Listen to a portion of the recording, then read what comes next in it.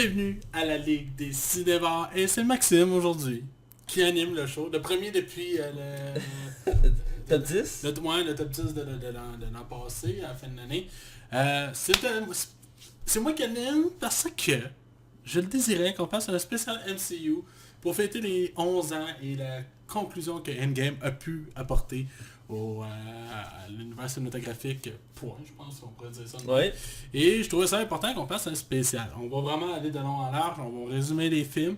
On va faire vite le tour de pas ce qu'on a vu, mais des nouvelles comme majeures, il y a eu quand même des popées. On retourne vite sur le box-office. Ça va être une grosse émission concentrée sur l'univers des films. Il n'y aura pas beaucoup de haut stock. On a du gros stock ici, quand même beaucoup de films à parler. On a déjà cliqué quelques-uns au podcast, faut le préciser. Depuis que le podcast existe, ça fait maintenant bientôt 3 ans je crois qu'il existe le podcast. Ouais, quasiment, là ça va faire 3 ans. Et donc on en a cliqué peut-être 5-6 à date de Marvel, peut-être même plus. Une dizaine. Une dizaine, ouais, une dizaine. 3... proche du 10. Là, Proche du 10, ouais. Mais on n'a pas encore la chance de toutes les critiquer, d'où l'occasion aujourd'hui. Ouais, on va faire le tour vraiment d'horizon de ce qu'on a pensé de l'univers. On va parler de films, vraiment film par film. Il y a peut-être certains qu'on va survoler rapidement. Oui, effectivement. D'autres moins, d'autres qu'on va s'étendre un peu plus. Mais, avant toute chose, je tiens à préciser qu'on a un Patreon. Si vous voulez participer au Patreon de la Ligue des Cinévores, actuellement on est à la recherche de pouvoir s'acheter un nouveau micro. Il nous en manque un parce que l'autre, mon micro à moi a lâché. Et vous pouvez participer à la Ligue des Cinévores sur le site de Patreon. Et rapidement, Mathieu, comment tu vas? Ah, merci de demander. Je me demandais là. Tu allais le faire, Écoute, je vais très bien. Nouvel appartement. Écoute, je suis de retour à Saint-Jérôme, je suis très content. C'est ma ville natale. Donc... Tu vas pouvoir voir la vieille Picard. Les Picard. Tu sais pas c'est qui la vieille Picard? C'est la vieille prostituée de Saint-Jérôme. Oui, j'ai entendu, je savais pas son nom, mais j'avais déjà entendu parler d'elle, oui. Je sais que tu te la connais personnellement, là. Ah ouais, quand elle enlève ses dents. Oh. Ouais. Bref, toi tu vas bien? Oui, je vais bien, il fait chaud, il fait beau. À part le fait qu'un matin, en allant travailler, mes freins ont lâché. Et tu as survécu, c'est un miracle de Dieu est parmi nous. J'ai un rendez-vous à 2h demain et je sais pas combien ça va me coûter. Ça va probablement te coûter cher. Je suis pas prêt. Bref, on y va, on fait le tour vite des nouvelles. Allons-y. Go! Les chroniques. Fait qu'on est du côté des nouvelles, Mathieu, on va résumer un peu parce qu'on a eu quand même un condensé de stock. On fait ça rapidement, on va enchaîner rapidement. Je vais te laisser y aller avec la plus grosse nouvelle, je pense, pratiquement la plus grosse nouvelle de la semaine. Je te laisse y aller. La bande-annonce de Spider-Man. Moi j'ai vu dans la journée, mais toi c'est la première fois que tu as voyé. Oui, j'ai pas eu le temps encore de l'écouter, je l'ai écouté tout juste avant le podcast. On a droit à une nouvelle bande-annonce du prochain film de Spider-Man, Far From Home, loin de chez lui. Je sais pas si c'est comme ça qu'ils vont le traduire. Ouais. Mais... tu penses que... Ouais, c'est ça, ils vont l'appeler de même, lui qui est ailleurs. Un truc comme ça. Mais bref, c'est le nouveau Spider-Man, toujours avec Tom Holland, qui est la suite de Avengers Endgame et du précédent Spider-Man, qui va conclure la phase 3, faut le préciser, c'est annoncé pas très longtemps, à la surprise de beaucoup de monde. Ben, je pense que le trailer, justement... Je pense que c'était vraiment calculé que le Spider-Man allait closer la phase 3 parce que j'ai l'impression qu'il y avait vraiment... Il y a quelque chose qui annonce clairement l'avenir de l'univers Marvel. Ouais, on sent que dans ce film-là, ils vont mettre des nouvelles bases pour l'avenir de Marvel, puis aussi que ça fait une belle transition avec Avenger. Ouais. Si vous n'avez pas vu Avenger, écoutez pas l'annonce, ils le disent dès le début, ça spoil, mais ça ajoute vraiment quelque chose d'intéressant au film, parce que honnêtement, Tom Holland, il m'a pas encore tellement convaincu en Spider-Man. Non plus. Et de le voir ici dans un registre plus sérieux avec les émotions qu'il en dégage, je pense que ça va être bon à voir. Ouais, parce que le problème de Spider-Man actuellement dans le MCU, selon moi, c'est que le personnage, ce qui faisait que tout le monde l'aimait, c'est qu'il était proche de nous, il était plus... Tu sais, c'était un humain là, qui vivait des choses comme n'importe quel humain vit. Puis là, dans celui-là, on dirait qu'il est comme... je sais pas, il n'y a pas de drame qui arrive, je suis pas capable de m'attacher à lui, tu sais. Ouais, ils ont pas voulu refaire les mêmes drames habituels, ils ont pas montré. Mais ça de nature l'œuvre en bout de ligne, je trouve. En tout cas. Ouais. Ben on en reparlera quand on va transiger ce film là, mais effectivement, mais la nouvelle balance c'est très intéressante, elle ajoute beaucoup de contenu à l'univers de Spider-Man. Ça a l'air meilleur que pour moi que Homecoming là. Ouais, il y a l'air d'avoir des twists que je m'attendais pas qu'on voit dans la bande-annonce, entre autres sur le méchant principal du film. Ouais, puis j'ose pas en voir plus là. Non, ça m'intrigue fortement, surtout que je connais quand même pas mal bien ce méchant là, je suis surpris de la direction qu'ils prennent avec. Ouais, moi aussi. Qui est Mysterio, il a déjà été annoncé, c'est pas un spoiler, c'est le méchant principal du film, c'est Mysterio. Ouais. C'est un méchant très intéressant. Et là, la façon qu'il dirige, ça a l'air d'une façon assez particulière, je vais pas trop spoiler, mais il fait partie des nouveaux éléments qui vont sûrement définir l'avenir de l'univers de Marvel, qui va peut-être donner des cues sur les prochains films qu'on aura le droit de Marvel, mais qui pensent à peut-être que dans la prochaine phase, on aura peut-être droit à un nouveau film des 4 Fantastiques, ça pourrait s'aligner grâce à ça, entre autres. Moi, je pense que c'est... Je pense pas que ça va être dans la phase 3, moi je pense que ça va être dans La phase 4, tu veux dire? Ouais, excuse-moi, je pense pas que ça va être dans la phase 4, moi j'ai l'impression. On verra bientôt, c'est une question de temps, puis ils vont sortir le calendrier, là. C'est d'habitude, ils le font au début de l'été ou mi-été. On pensait que ça aurait été fait entre Spider-Man puis Avengers, mais dès qu'on a su que Spider-Man faisait partie de la phase 3 puis qu'il closait. Fait qu'il y a eu 2 Spider-Man dans la phase 3 dans le fond. Ouais. Fait que ça va aller après. C'est comme Iron Man dans phase 1, il y avait 2 Iron Man dans phase 1. True. Ouais. Ils font... J'avais pas vu ça de même. Ça fait... Pendant que tu disais ça, j'étais comme... Ouais, c'est vrai. C'est la deuxième fois qu'ils le font. Est-ce que c'est un signe? On verra bien. Mais bref, c'est ça, je sais avec ta prochaine nouvelle. Ouais, je retourne un peu sur Avengers parce que c'est le film de l'heure, c'est pas de la Disney, point. On retourne le voir demain en plus. Tu sais-tu? On en reparlera, je sais pas si je vais pouvoir. Ok, c'est bon. Bref, c'est ça, bref, Avengers a atteint la fameuse somme de 2,2 milliards de dollars, ce qui est énorme, là. Il a fait 1 milliard de dollars depuis, ça fait une semaine de sortie, là. C'est rendu le 2e film le plus rentable de toute l'histoire du cinéma. Il a dépassé Titanic. Titanic, il faut dire que par exemple, ce film-là avait eu une ressortie en 3D. Ouais. Fait que ça avait boosté, si je me souviens bien, de 300-400 millions. Ce qui fait quand même une bonne différence, là. Fait que c'est assez majeur. Là, c'est battu en 11 jours. C'est beaucoup de jours. C'est intense. C'est énorme. En beaucoup de jours. Fait que c'est un record, c'est absolu. Je pense que ça n'a pas le choix, il va battre Avatar. À ce rythme-là, moi je serais pas surpris. J'avais entendu dire qu'il pourrait être le premier à taper le 3 milliards. Je sais pas s'il va être capable de se rendre finalement parce qu'il commence à dégonfler. Ça a quand même beaucoup ralenti pareil. Je veux pas que tout le monde avait peur de se faire spoiler. Puis même Marvel ont donné l'autorisation qu'à partir d'aujourd'hui on avait le droit de spoiler le film. Là. Moi, je me garderai encore une semaine, maintenant. Que 2 semaines, c'est pas assez, là. Oui. Mais, ouais, c'est ça. Fait que, ouais, ben, t'as succès encore une fois. Fait que, Mathieu, je te laisse aller avec ta prochaine nouvelle. Oui, là, c'est une franchise que j'adore. C'est une de mes franchises préférées. C'est la franchise d'Harry Potter. Moi, je suis un fan inconditionnel. J'aime tout ce qu'Harry Potter. J'ai les livres 3 fois chaque. J'ai vu les films un nombre incalculable de fois en français puis en anglais.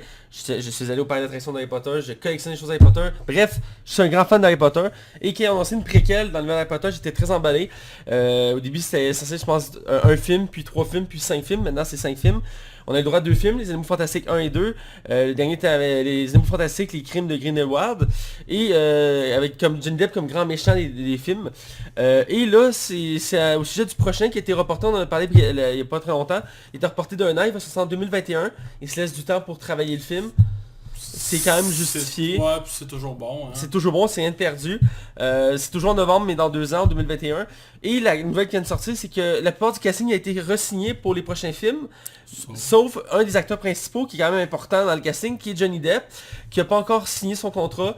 Parce qu'en ce moment, avec les studios, il y a de la misère. Parce qu'il est encore en procédure judiciaire avec Amber Heard. Avec son ex Amber Heard. Les deux sont en train de s'attaquer mutuellement en justice. Ouais, parce que là, ça a l'air que le vent est en train de tourner. Là, ça serait pas vrai. Ouais, ben c'est ça, Johnny Depp a emmené un paquet de preuves en justice pour prouver que non, c'était plutôt lui la victime. Et là, ils sont en train de délibérer, savoir où ça va mener. Ouais, je sais pas où ça va. Tu penses, toi, dans le fond de ton cœur. Ben... Enlève la qualité d'acting de Johnny Depp, là. Ton feeling. Moi, j'ai l'impression que ça va sonner sur le fait que Johnny Depp il est pas le coupable comme il était présumé. Là. Ah ouais. Parce qu'il y a de plus en plus de points qui vont vers son côté, des acteurs qui le défendent, son ex le défend, il y a plein de gens qui le défendent, puis Amber Heard, ben, elle commençait à montrer du doigt, il y a des preuves qui sont sorties, il y a des extraits vidéo qui sont sortis qui la montrent en train d'engueuler Johnny Depp, des trucs du genre. Donc, je veux pas prendre un parti pris en même temps, parce que je sais que c'est houleux, puis c'est pas réglé encore. Mais je sais pas. Ouais. Mais au final, les deux vont écoper. Même s'il y en a un qui gagne, peu importe le résultat, les deux vont écoper pour leur carrière. Ça commence déjà à écoper. Là. Il y a même des rumeurs que ça se peut qu'Amber Heard soit pas dans Aquaman 2. Là. Ils en ont parlé il y a pas longtemps, c'est pas officiel encore, mais il est conscient des rumeurs parce qu'elle aussi ça va pas bien de son côté avec les contrats. Non, c'est sûr. Les studios maintenant sont très très clean dans leur non, ça, puis dès qu'il y a un problème, lui il s'éloigne de ça. Ouais, ça me fait penser, dès qu'il y en a un scandale sexuel, il est out. Chris. James Gunn, pour des tweets, avait été congédié. Engagé, mais congédié. Ouais, mais c'est ça là, puis pour ça qu'en ce moment ces deux acteurs-là sont comme en train de s'entretuer un peu, là, c'est comme ça je le vois. On va attendre de voir le résultat, mais en ce moment leurs deux carrières sont en train d'être maganées, et entre autres là c'est pour les Animaux Fantastiques. Est-ce qu'on va perdre Johnny Depp? Je trouverais ça dommage, puis ça scraperait probablement la franchise, parce que le problème avec Johnny Depp, pour ma part, c'est que c'est le genre d'acteur que tu ne peux pas remplacer. Ouais. Parce qu'il y a trop de charisme. Ouais, je vois pas qui pourrait le faire là. Tu sais, il y a des acteurs, tu dis, ok, on peut prendre lui à la place, parce que tu sais, il ressemble, puis... Ouais. Mais Johnny Depp, là, t'essaies de trouver quelqu'un qui pourrait l'équivaloir, puis... Ouais, pis surtout que les Harry Potter, tu sais, il y a quelques acteurs qui ont été changés, mais il y en a que ça paraissait même pas. Ouais. Dumbledore, je l'ai su comme des années après, là, tu sais. Puis ils ont bien trouvé, tu sais, ça cadrait super Mais bien. là, c'est comme Harry Potter, tu l'aurais changé, on l'aurait remarqué, là, tu sais. Fait que qui prend? Je serais curieux, là. Il y a pas beaucoup d'acteurs qui pourraient faire son On équivalent. peut être surpris. On peut être surpris, effectivement. On peut être surtout- surpris. Ils vont trouver une excuse. Il va être brûlé ou... Tu sais, je sais pas. En tout cas, on verra bien, mais c'est la nouvelle qui est un peu triste. Mais en même temps, tu sais, c'est pas encore... tu sais, c'est pas ni une mauvaise ni une bonne nouvelle, mais dans le sens que, en ce moment, ben, le film est en stand-by parce que l'acteur Johnny Depp n'a pas encore signé, donc ils ont même pas encore tourné le tournage, tout ça. Le film est en attente, puis c'est une des raisons pour qu'il est en attente. C'est le cas de Johnny Depp. Espérons que ça serait bientôt dans les prochaines semaines, mois, parce que c'est un projet, moi j'adore, comme je dis, cet univers-là, puis j'espère le revoir bientôt, ces films-là. Et ils ont quand même prévu 5 films, donc... Ouais, le 4 et le 5 sont toujours pas assurés, là. Ben, à la base, ils voulaient faire un film, après c'est une trilogie, puis finalement ils ont annoncé 5 films. Est-ce qu'ils vont faire une trilogie finalement? Rien n'est impossible. Je trouve ça un peu dommage. Ça va dépendre de la qualité du 3. Le 3 va sûrement déterminer le résultat, parce que le 2, pour beaucoup de gens, il a été mitigé. Ben, c'est pas un mauvais film, mais c'est pas un grand film. Non, c'est ça, puis Chaque Harry Potter est un événement, sauf lui. C'est un signe de qualité, là. il y a des trucs intéressants dedans, mais il innove pas en tant que tel. C'est parce que l'histoire est trop décousue, il y a des affaires qui se tiennent pas, puis je me rappelle, j'étais au cinéma, puis il y a des scènes que j'étais pas capable de suivre. Je me disais, crime, c'est moi qui étais pire, je disais, mon chum, t'es comme, ouais, moi aussi, j'ai besoin à suivre. Tu sais. Ouais, en tout cas. Bref, fait qu'on... Ouais, je te laisse, vas-y, Je vais y aller avec deux nouvelles tristes. Je vais y aller, Peter Mayhew. Un grand acteur. Ouais, je sais pas si je le dis bien, je suis désolé, je déforme son nom, Mayhew, en tout cas c'est dur à dire.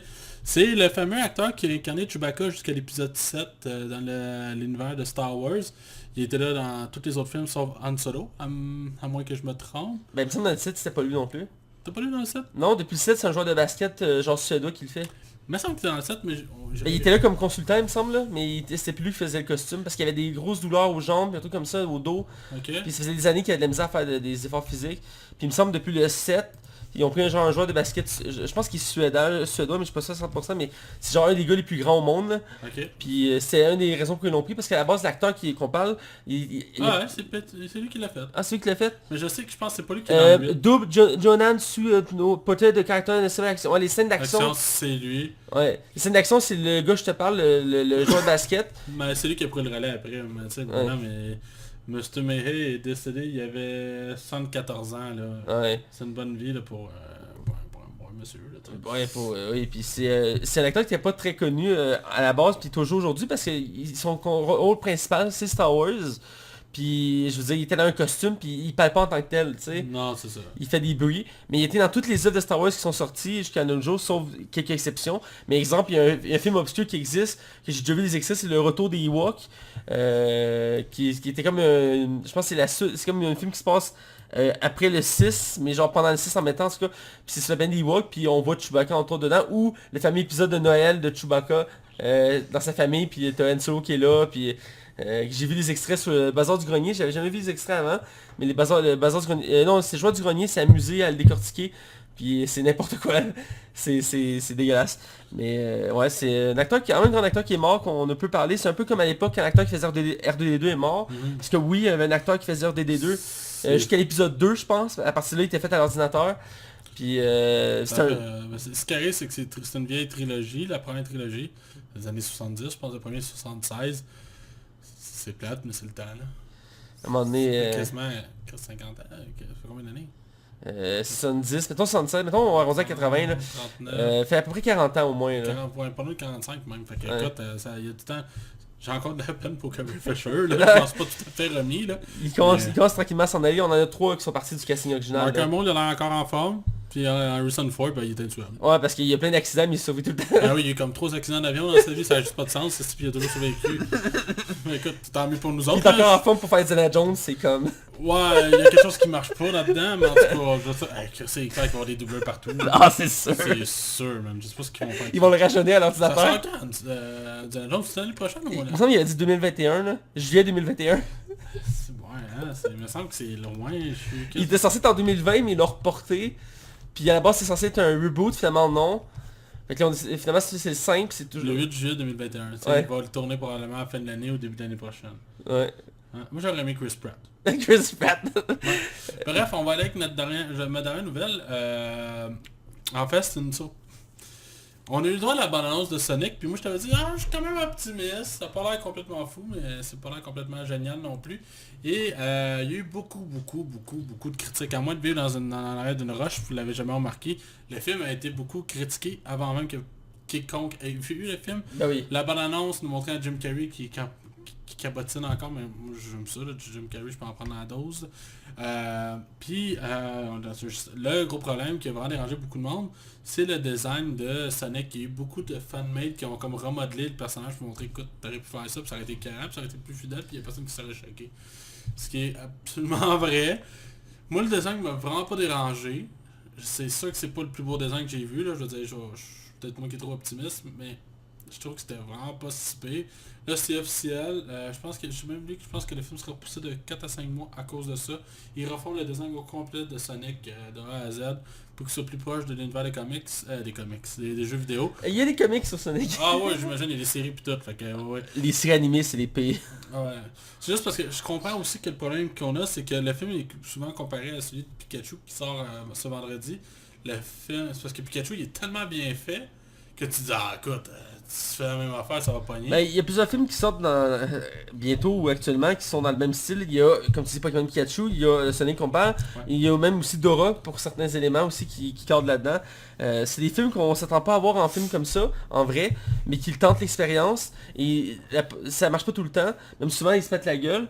Là, Sonic, ils ont écouté les gens, les fans, ce qui est une bonne chose en soi, parce que oui, moi non plus, il m'avait pas tant dérangé, mais effectivement, il ressemblait pas tant au Sonic classique de l'univers de Sonic. Puis il faut dire que Sonic c'est une série un peu mal aimée, dans le sens que oui, il y a des fans purs et durs, mais il y a beaucoup de jeux qui sont détestés de la franchise des Sonic, parce que les gens sont très critiques envers cette Il y a franchise. plus de mauvais que de bons jeux. Ouais, c'est ça. Puis pendant longtemps, il y avait juste des mauvais jeux. Ça recommence à faire des bons jeux. Mais moi, c'est une franchise que j'ai toujours aimé. J'ai toujours trouvé ça intéressant. Ils ont fait beaucoup d'erreurs dans leur parcours. J'espère qu'ils ne feront pas la même chose avec les films. Je donne un exemple qui a été souvent cité. C'est le fait qu'il y avait trop de personnages secondaires dans l'univers de Sonic. Quand à la base, c'est juste un hérisson qui court dans des montagnes. Puis à la limite, il s'appelle, c'est Tai. Taille, ouais. C'était pas pire, là. Mais... T'avais Tête, t'avais le rouge. À un Knuckles. moment donné, ils ont sorti Do you know the way? The Queen! À un moment donné, ils ont sorti genre une fille rose, ils ont sorti la version dark de Sonic qui est Shadow. Ouais. À un moment donné, il y avait un robot, en tout cas, ils en ont sorti Je me rappelle plein. le Shadow, le jeu qui avait sorti sur lui, qui avait des guns. T'avais un Sonic avec des guns. Ça a floppé quelque Je suis chose. venu là-dessus, mais le pire, moi je trouve, c'est celui qui sort en loup-garou, là. T'avais ça. Ouais. Puis il y en a un, il French une fille, mais une vraie fille humaine. Oui, oui. Ouais, c'est bizarre ça. Ah, si, oui. Bref, Ouais. en tout cas, le design va être refait, on sait pas combien de temps ça va prendre avant qu'on ait un nouveau trailer. J'imagine pas le monde, il faudra qu'ils refassent tout. Ce qui est moins chiant, c'est dans le sens c'est qu'ils ont juste à découper le cadre. Fait que c'est pas refaire toutes les scènes en tant que tel, c'est juste De refaire Sonic. Ouais, juste refaire tout ce qui est Sonic. Le reste, ils vont pas le refaire. Là. sur un film d'une heure et demie, il est peut-être là comme 50 minutes, mettons. Tu sais, c'est comme le personnage principal, là, mais... Ouais, puis le film devait pas être fini d'être monté, là, de toute façon. Là. Ouais, tu sais, c'est quand même la première bande-annonce, donc effectivement, il y a tout le temps des changements après. Fait que... C'est pas tout le temps des gros changements de même, mais là, c'est un gros changement, là. Ouais. Bref, c'est la dernière nouvelle qu'on a. On va alterner rapidement avec le box-office, puis après ça, on embarque sur le projet MCU. Allons-y sans plus attendre. Bienvenue dans les chroniques box-office de Max. Alors on est de retour pour parler du box-office, qui est ma chronique. On va faire rapidement en fait, parce que il n'y a pas grand chose à dire de toute façon. On va commencer par les prédictions qu'on a eues la semaine passée, toi, moi puis Hugo. On va y aller avec le premier film The Intruder, le film avec Dennis Quaid, où on voit une famille une famille afro-américaine où qu'un fou s'invade chez eux. Ben, s'incruste chez eux, puis ça vire au vinaigre.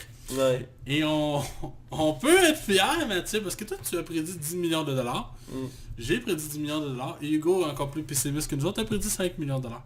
Ben, tabarnak, il reste dessus 10 millions. Top pile. Yeah! Yeah, man. Je suis fier de nous autres, Mathieu. On peut se... Props. On va aller avec le deuxième film qui est Long Short avec Charlize Theron et Seth Rogen. Lui, j'avais plus d'espoir. On est...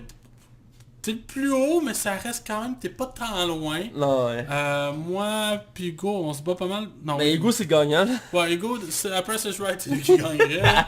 Moi, j'avais prédit... Toi, t'avais prédit 15 millions. Moi, j'avais prédit 12 millions. Et Hugo avait prédit 10 millions. Mais le film a fait 9 millions de dollars. J'étais assez déçu. déçu. Hugo, il a gagné, mais j'étais pas loin quand même, là. Non. Je pensais qu'il allait faire un peu plus que Intruder à cause de Seth Rogen puis de Charlize Theron. Sachant qu'il n'y a pas tant de grosses vedettes dans Intruder. Mais bon. J'ai pas regardé les critiques, mais ce film que j'attendais beaucoup quand même, ça avait l'air drôle. The Long Shot? Non, non, Intruder, ouais, The Long Shot, si j'attendais. Les critiques sont très très bonnes, vraiment très bonnes. Et Intruder sont catastrophiques. Comme quoi que le monde va voir ce qu'il a envie de voir. Ouais, effectivement. Fait qu'on va aller avec la prédiction pour le film qu'on va critiquer la semaine prochaine. C'est Détective Pikachu. Yeah! Qui est le nouveau film, le premier vrai film de l'univers de Nintendo. Parce que le but est de probablement créer un univers basé sur les personnages de Nintendo. Pikachu étant le premier essai. On a eu le droit à les premières critiques qui sont sorties avec un score relativement bien là, sur Rotten Tomatoes, puis sur Metacritic on parle en haut quand même de 65%, ce qui est bien. Sur Metacritic je pense qu'il atteint les 56 si je me trompe pas. Ce qui est pas top, mais le retour de la presse semble quand même relativement optimiste, disant c'est probablement le meilleur film de jeu vidéo qu'on a eu, point. Ce qui est rassurant. L'esthétique est beaucoup applaudie. Je pense que ce que j'ai lu le plus souvent, c'est que les effets spéciaux, des fois, laissaient un petit peu à désirer, fait que ce qui empêchait un peu la qualité du film. Mais autrement, les retours sont très positifs, malgré tout. Je pense que le film a un bon buzz. Ouais. Il y a quand même... tout le monde s'en va voir. Ryan Reynolds est en pleine vague en ce moment, fait que c'est sûr que ça aide beaucoup à contribuer au succès du film.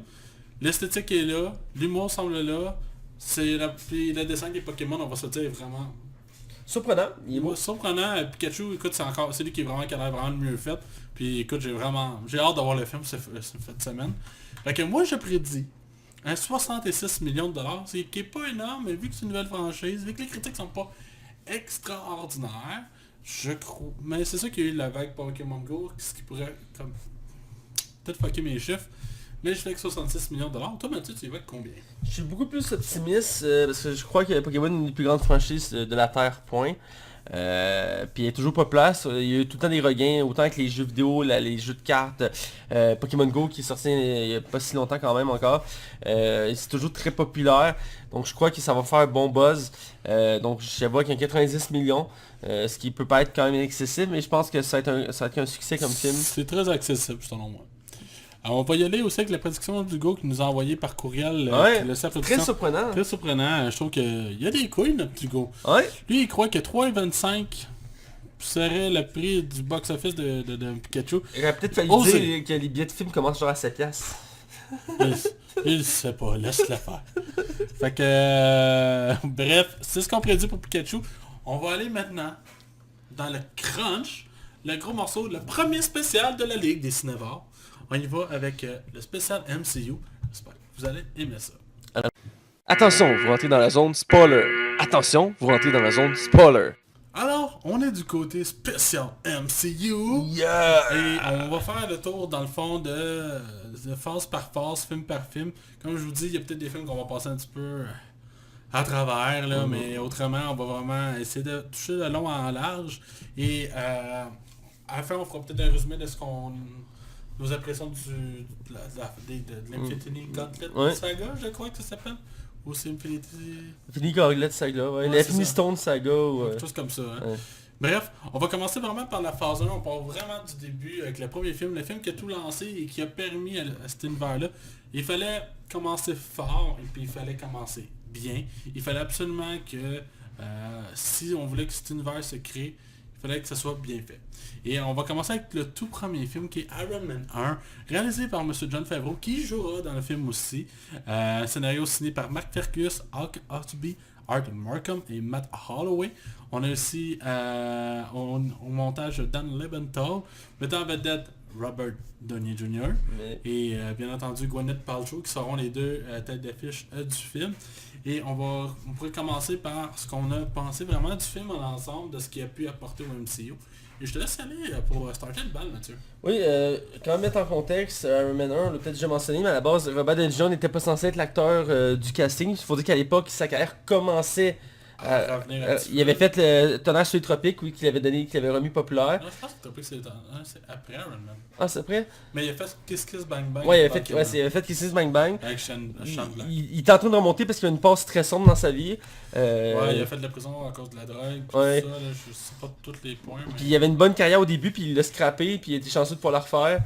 Bref, il a été choisi, à la base il voulait Tom Cruise, il a même fait des essais avec Tom Cruise, voir ça va être quoi, des montages, tout ça. Finalement c'est Robert Downey Jr. Ça arrive souvent des films de super-héros, on va le répéter à force du temps, mais la plupart des films de super-héros, c'est jamais le premier choix qu'ils prennent, parce qu'il peut pas ou quelque chose, tout le temps... Ouais, Tom Cruise doit s'en mordre les doigts, là.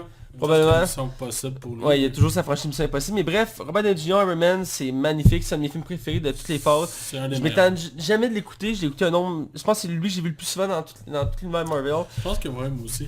Puis je m'étonne jamais de le voir. J'adore surtout l'introduction, la façon que c'est montré avec la musique. Il est comme en Afghanistan, puis il est comme son verre de scotch, puis il est comme les lunettes super bien habillé, puis il fait sa présentation, puis tout explose. J'ai vu le making-of, en plus dans le making-of, il n'y a même pas de montagne en arrière, c'est juste un fond vert. Puis c'est fou comment, même à l'époque, les effets spéciaux, il y avait du budget. Encore aujourd'hui, son costume il est crédible. Ouais, il est crédible, puis il faut dire qu'il y a une belle évolution sur le costume, on reviendra, mais il est parti d'un costume très mécanique. Avec le temps, il est devenu de plus en plus comme modulable. Ouais, puis plus comic book aussi. Ouais, plus comic book. Au début, il était comme très carré, très, tu sais. Puis à force du temps, il l'a retravaillé, puis c'est des personnages qui sont son costume a plus évolué. Ouais. Mais le film, moi je l'adore beaucoup, il n'y a pas vraiment de défaut. Le méchant, il est marquant, ce qui est particulier, parce que pas des méchants de l'univers Marvel sont pas si marquants que ça. Ouais, c'est Jeff Bridges qui Ouais, l'a fait. qui le faisait, puis écoute, ce coup, je l'avais pas reconnu parce qu'il avait rasé les cheveux. Ouais. Puis c'est là-dedans, non, c'est dans Iron Man 2. Ok, j'en reviens de ça. Puis j'ai beaucoup aimé le film, autant pour l'histoire, le méchant, les hauts principales. La seule petite chose qui est peut-être la faiblesse du film, c'est le meilleur ami de Tony Stark, j'ai oublié le nom de l'acteur, mais... Terrence quelque chose? Terrence, ouais, c'est ça, qui a été remplacé dans le deuxième film parce qu'il s'avait pogné durant le tournage, tout ça. Puis finalement, il est pogné pour le deuxième film. Je pense qu'il y avait aussi une question d'argent là-dedans. Ça se peut bien. Mais à la base, c'est pas un acteur que je tripe vraiment. Puis je sais pas, là-dedans, il m'avait pas vraiment marqué. Moi, j'aime beaucoup mieux Don Cheadle. Ouais, je trouve que Cheadle est plus marquant dans son rôle, même si après le deuxième Iron Man, non, après le troisième... Ouais, dans le troisième Iron Man, il l'avait gâché un peu, mais il reste qu'il était présent, mais l'Avenger était toujours mis de côté. C'est juste à la fin qu'ils l'ont mis un peu plus importante, mais je trouve ce personnage intéressant. Bref, c'est vraiment un bon film, là. Je te laisse... Ben d'ailleurs, quand tu y penses avec du recul, Iron Man, c'est un des personnages qui, aujourd'hui, est emblématique, là, va sûrement faire partie de la pop culture pendant comme des années. Ce qui l'aide beaucoup à être un personnage vraiment apprécié de tout le monde. Et où je veux en venir avec ça, c'est que c'est un personnage qui était plus ou moins connu. Vraiment, là, c'est pas le personnage qui était le plus populaire de Marvel, Spider-Man étant clairement au-dessus. Et je trouvais que quand tu y penses avec du recul, même Hulk était plus populaire. Là. Fait que faire un film pour lancer une phase avec Iron Man, c'était un projet qui était extrêmement risqué et extrêmement osé. Et ça a valu la peine. Là. Tu vois que des fois, prendre des risques, ça apporte. Là. Puis c'était osé dans ce film-là, c'est qu'il avait déjà mis des éléments pour un avenir, pas juste pour une suite d'Iron Man, mais aussi pour un univers plus élargi. C'est pas juste la première scène pas générique, c'est aussi que dans le film, ils ont introduit le SHIELD. Il y avait l'agent Coulson qui était là tout le long du film. Tu vois qu'il plaçait déjà des éléments pour faire quelque chose. Le plan de départ, c'était vraiment de faire un film Avengers. Puis à la base, c'était pas censé aller plus loin qu'Avengers 1. Puis c'est pareil risqué parce que c'est jamais vu, là, je veux dire. Même d'ici, ils avaient pas encore tenté leur expérience là-dessus. Non, Robert Downey Jr. avait signé à la base pour 3 Iron Man puis un Avengers. Ouais. Il avait pas signé pour autre chose. Et il a pu négocier ce contrat comme ça n'a pas d'allure. C'est l'acteur le plus payé de la gang. Il a fait, je pense, comme 200 millions pour les deux Avengers. Les deux derniers, là. Bref, fait que c'est un film que j'aime vraiment beaucoup. On était habitué aussi avec des films de super-héros que l'identité du personnage était beaucoup mis en secret, dont Spider-Man, Batman. Puis là, on a le droit à un personnage, puis je me rappelle, j'avais 15 ans quand j'ai écouté le film. T'as Iron Man qui fait « Je suis Iron Man », puis ça annonce que Tony Stark est Iron Man. Puis là, tu fais « Wow !» Je me rappelle, ça m'a fait une claque. J'ai fait ailleurs, mais c'est quoi ce film-là? Parce que ce film-là, je me rappelle, honte à moi, là. Je l'avais écouté dans un DVD piraté. Je sais un peu c'était quoi Iron Man, je sais c'était le genre de film. Puis c'est un peu ce film-là qui m'a permis de réaimer le cinéma parce que j'ai eu une phase avant Iron Man que j'étais comme je trouvais plus le cinéma là. Heureusement que ce film existe. Bref, c'est dans mon top 3 Iron Man sans hésiter, c'est un de mes films préférés de grande qualité. On va continuer avec Hulk. L'incroyable Hulk, faut le préciser parce que je pense que le premier s'appelait juste Hulk. Ouais, réalisé par Louis Leterrier, scénarisé par Zach Penn et le montage a été fait par Rick Shane, Vincent Tabalion et John Wright. Et je te laisse introduire, je vais faire le prochain. Ouais, l'incroyable Hulk, qui est le deuxième film de Hulk, mais qui est considéré comme le seul qui fait partie de l'univers, même si ce film-là a un titre particulier, même ceux qui s'en ont occupé du film, puis j'ai lu les articles dessus, ils appellent ça un recall, qui est un reboot sequel, qui est unique en son genre, parce qu'au début, c'est censé être une suite du premier Hulk, mais il y a eu plusieurs problèmes, finalement ils ont voulu faire un reboot, mais en même temps ils ont repris la suite des événements du premier, mais le premier finalement ils l'ont pas pris en compte, parce que le premier n'est pas considéré dans le même univers, mais il suite, parce que le deuxième commence en Brésil, le premier finit au Brésil. Fait en tout cas, le film, déjà là, ça part mal. Hulk étant un des personnages les plus aimés de la franchise Marvel, c'était censé être un succès assuré. Puis c'est pas Disney qui l'a produit puis réalisé, hein, ce film-là, c'est la Paramount. Ouais, parce que c'est Paramount qui peut... Mais qui embarquait dans le projet Avengers.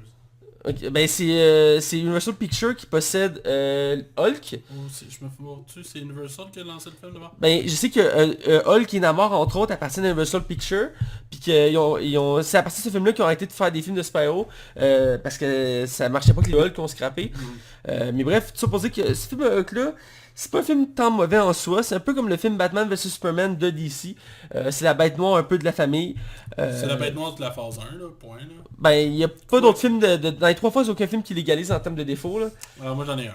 On reviendra. Mais je trouve que lui, il y a beaucoup de défauts. Dans juste ce film, il y a beaucoup de défauts. Ouais. De un, je sais pas, t'es convaincu par Edward Norton. Ben, c'est ça, j'avais commencé en parlant de ça. L'acteur principal était Edward Norton, qui a été changé quand ils ont tourné Avenger. Puis c'est un acteur qui est très difficile, on a déjà parlé, il est très difficile à diriger. Sur un plateau, là. Puis Joss Whedon l'avait dit en entrevue que lui, il l'aimait pas comme acteur. Fait que rapidement, ils ont changé d'acteur et puis ils ont pris Mark Ruffalo, qui a fait une excellente job depuis. Qui s'est approprié le Hulk, là. C'est ça, c'est approprié Hulk, même si... Je trouve qu'avec dans ce film-là, une des choses qui était quand même bien, c'est l'évolution de Hulk. Elle n'est pas très développée, mais c'est surtout Bruce Banner qui était développé dans le film. Puis à la fin du film, il y avait mis un développement pour quelque chose de futur intéressant. Ouais, parce que t'as Robert Downey Jr. dans le film. Oui, qui est dans la scène post-générique. Et pour ceux comme moi qui sont intenses, on peut voir Hawkeye, qui n'était pas encore joué par Jeremy Renner dans le film. Ah ouais? On le voit sur un véhicule militaire qui se dirige pour aller attaquer Hulk. On voit un homme de dos avec un arc sur un camion militaire. Et les scénaristes avaient dit que oui c'était Hawkeye, mais qui n'avait pas été casté, c'était juste pour faire comme un caméo. Pour mais, l'utiliser là. Ouais, pour l'utiliser, mais on peut, si tu fais Hawkeye, Hulk, tu peux voir, il est ce genre un camion qui a un arc des mains, puis on le voit juste pendant quelques secondes, mais un accro comme moi le sait. Donc je sais plus si c'est cette scène là, mais c'est une scène de c'est un camion comme ça puis il est genre dessus. Mais c'est vraiment une coup de scène sur YouTube, on peut le voir si vous voulez le voir. Vous écrivez Hawkeye et Hulk MCU, vous allez pouvoir le voir. Mais bref, tout ça pour dire que le film en soi, c'est pas tant mauvais, mais en même temps c'est moyen. C'est très moyen. Edward Norton m'a moyennement convaincu en termes de Hulk. Le méchant est assez oubliable malheureusement, même si c'est un des plus grands méchants de Hulk. Dave Tyler aussi, c'est pas la fille de Steven Tyler. Eve Tyler, qui est l'actrice principale, est une excellente actrice à la base. Entre autres, la preuve, c'est qu'elle a été choisie pour jouer dans la trilogie Seigneur des Anneaux, ce qui est pas rien en soi, parce qu'il y avait juste 3 actrices dans Seigneur des Anneaux, fait que le choix était assez limité, fait qu'il fallait prendre des actrices assez marquantes. Qualité, ouais. Puis ils ont pris elle, ils ont pris l'autre qui va jouer la sœur de Thor finalement dans Thor. Comment ça s'appelle déjà dans Thor 3, la méchante. J'ai un blanc, c'est de qui je parle là. Ouais, j'ai... C'est elle qui joue la deuxième actrice principale de Seigneur des Anneaux. Bref, tu supposais que tout est dans tout, là. Liv Tyler est pas très marquante en soi, puis même elle a été, après ça ils l'ont jamais ramené. Ils ont ramené General Ross, qui est un acteur que j'aime beaucoup, qui joue le General Ross. C'est Cate Blanchett. Cate Blanchett, voilà. Puis le seul truc qui m'avait vraiment marqué ce film-là, c'est pas le méchant principal, c'est le second. C'est General Ross, qu'on va pas revoir avant Civil War, qui est vraiment comme des années plus tard. Et c'est juste dans le dernier Avenger, là je voulais rien spoiler, mais en tout cas, qui a comme vraiment une finalité entre ces personnages-là. Mais tout ça pour dire que c'est plus General Ross qui m'a marqué que le méchant, qui était l'abomination. Et même il avait teasé plein d'éléments sur Hulk dans ce film-là qui n'a jamais été utilisé. Ouais, non. Entre autres, il avait teasé le cerveau, qui est un des plus grands méchants de Hulk. Ouais, celui qui avec la potion qui rentre dans l'oreille. Ouais, c'est ça. Qui est jamais revenu.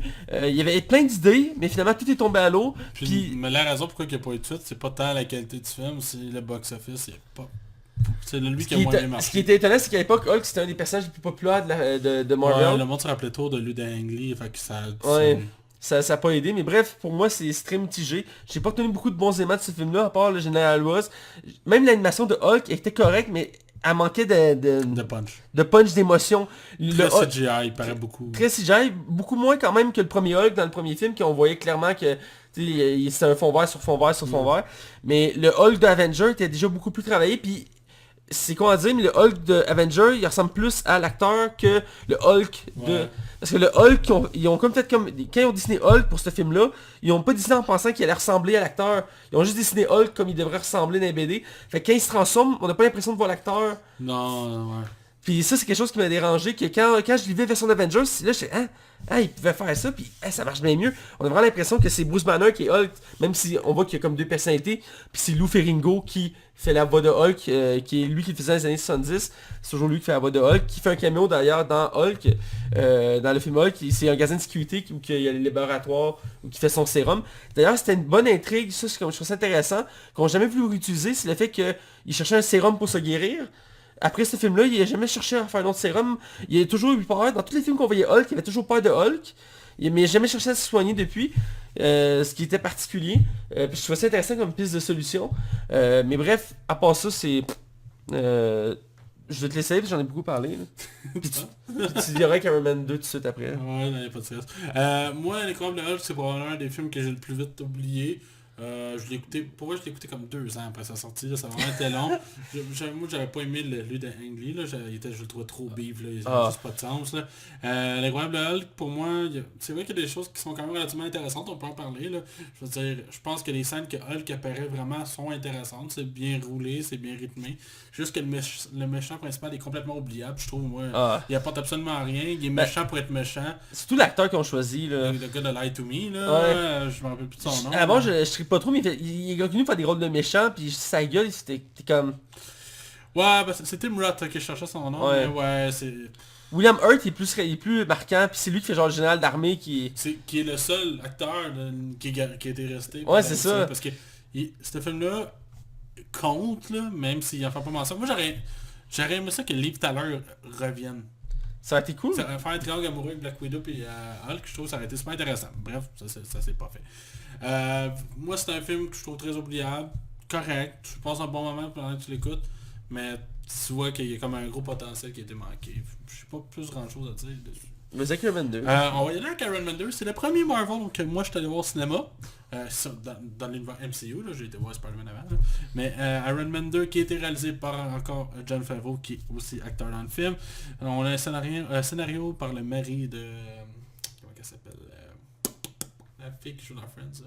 La fille qui joue dans Friends. Jennifer Aniston. Ouais, Monsieur Justin Theroux.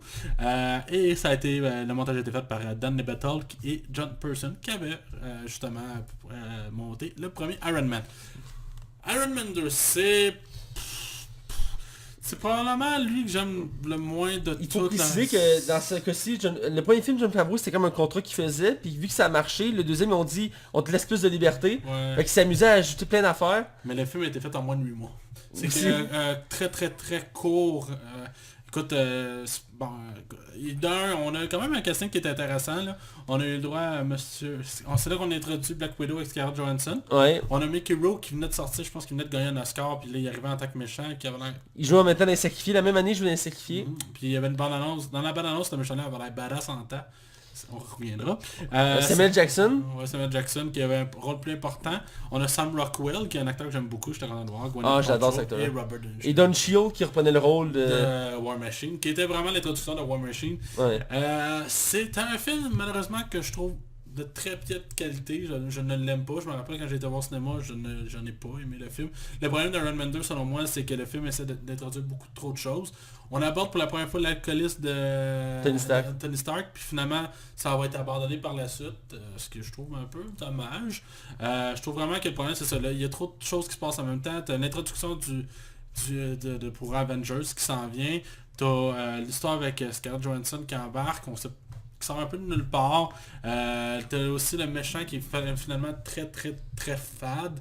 Qui sert En fait, t'as comme deux méchants, là. Ouais, c'était Sam Rockwell puis lui, mais si on parle vraiment comme de Mickey Rourke, Ouais. là, le méchant avec les lasers. Lui qui se bat, là. Ouais, tu te rappelles même pas de son nom, là. On va aller chercher le nom du méchant. C'est le Whiplash. Ouais, bon. Bref, avec ça aurait pu être vraiment cool, hein, avec ses bâtons, ces genres de fouets laser, je pense que ça aurait pu être vraiment intéressant. Bref, c'est un film que je trouve je l'aime pas, j'ai vraiment essayé de l'aimer, je le trouve vraiment pas bon. Je trouve que c'est un film qui se perd, puis que finalement ça se sent beaucoup trop que ça a été rushé. Là, ça a pas de sens. Mais Robert Downey Jr. donne encore une performance de haute voltige. Fait que je te laisse aller avec ton avis, Matt. Ouais, après j'irai avec le prochain film. Le deuxième, moi, personnellement, j'aime bien. C'est sûr, il est beaucoup moins bon que le premier. Il y a quelques défauts, mais ils ont voulu comme introduire il avait commencé avec le premier film, mais ici on voulait encore introduire encore plus d'éléments de l'univers de Marvel. Nick Fury est beaucoup plus présent, et même il aide Tony Stark à survivre, parce qu'une des intrigues principales du film, c'est qu'il est en train de mourir, parce qu'il est pas capable de se guérir lui-même.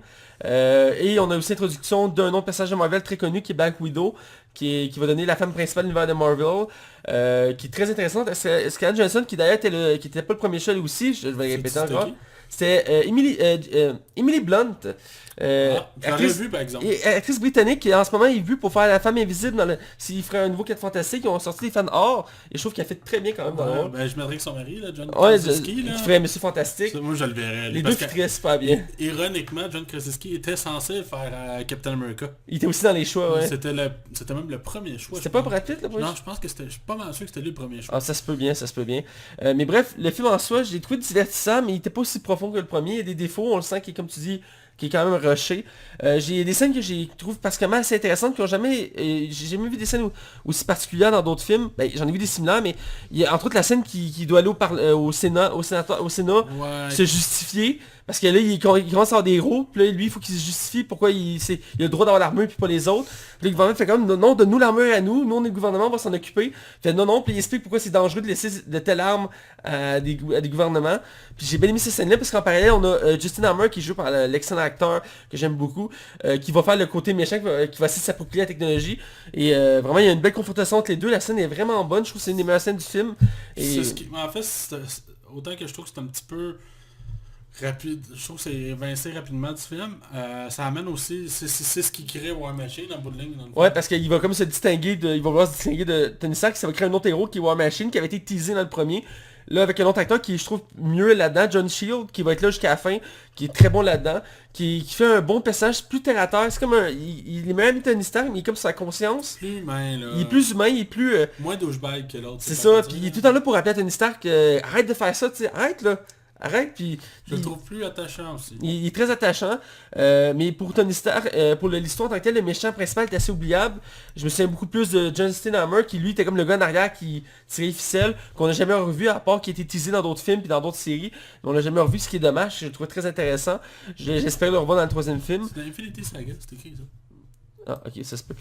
Mais bref, le méchant principal qui est à la base un méchant assez secondaire de l'univers de Iron Man. Ici, l'acteur qui est très connu à la base, qui est un très bon acteur, ici il fait un rôle assez oubliable. Mais il y avait du potentiel, puis c'est un peu gâché. Quand même, des quelques bonnes scènes qui mettent de l'avant Tony Stark, mais c'est, comme tu dis, c'est rushé, donc on peut pas tant en profiter. Mais il y a des bonnes répliques. Il y a une autre scène aussi que j'aime beaucoup, puis je vais arrêter après ça. C'est la scène où Tony Stark qui est dans un fast-food. Puis Nick Fury vient le voir, puis il vient jaser avec. Ouais. Puis il y a une grosse discussion, puis c'est là qu'il commence à teaser les Avengers encore plus. Parce que là, Tony Stark, à un moment donné, il dit là, arrête là. Il dit là, j'ai pas le goût de rejoindre ton boys band top secret là. Fais ça sans moi, ça marchera pas de toute façon. Puis il dit ça là, puis genre, il faut le baveux. Donc j'ai trouvé ça bien. Puis aussi, ça c'est encore mon œil avisé. Il y a une scène où on voit Nick Fury il y a comme une plante, puis il y a comme un écran, puis il y a des points sur la map. Ouais, ça je m'en rappelle. Puis il pointe 2 points, dont un seul qui a été à date révélé, qui était le Wakanda, parce qu'il pointe l'Afrique, puis l'autre il pointe en plein milieu de l'eau. Ouais, ce qui faisait croire à mort. Ouais, mais qui n'a jamais été utilisé par la suite, parce que c'est la même compagnie que Hulk, c'est Universal Pictures qui le possède. Depuis Hulk, ils ont peur de se servir de leur franchise. Donc pour l'instant, il n'a pas été utilisé, mais c'est pas vraiment un spoiler, mais il a été utilisé un peu... dans Avengers Endgame. Ouais, c'est ça, voilà. Son nom n'a pas été dit, c'est juste comme si tu écoutes vraiment les dialogues. Clairement que ça t'est. Ouais, c'est ça, voilà. Il se laisse une ouverture dans le fond. Puis je serais pas surpris, vu le succès de surfer sur la vague. Ah, c'est... Ça, c'était bien calculé. Merci, Je merci. te laisse lancer le prochain film. Ouais, je vois que Thor. Thor, c'est un film que la première fois que j'ai écouté, j'avais été ébloui. Puis par la suite, en l'écoutant, je l'ai trouvé de moins en moins bon. Oh. C'est un film qui est bien.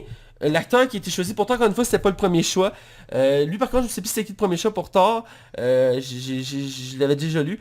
Il fait, lui, là, je trouve que c'est un des meilleurs acteurs dans le MCU. Je l'ai ici. Les premiers choix, c'était Brad Pitt, Channing Tatum, qui aurait pu fuiter. Ouais, quand même. H, que j'ai aucune idée c'est qui. Ok.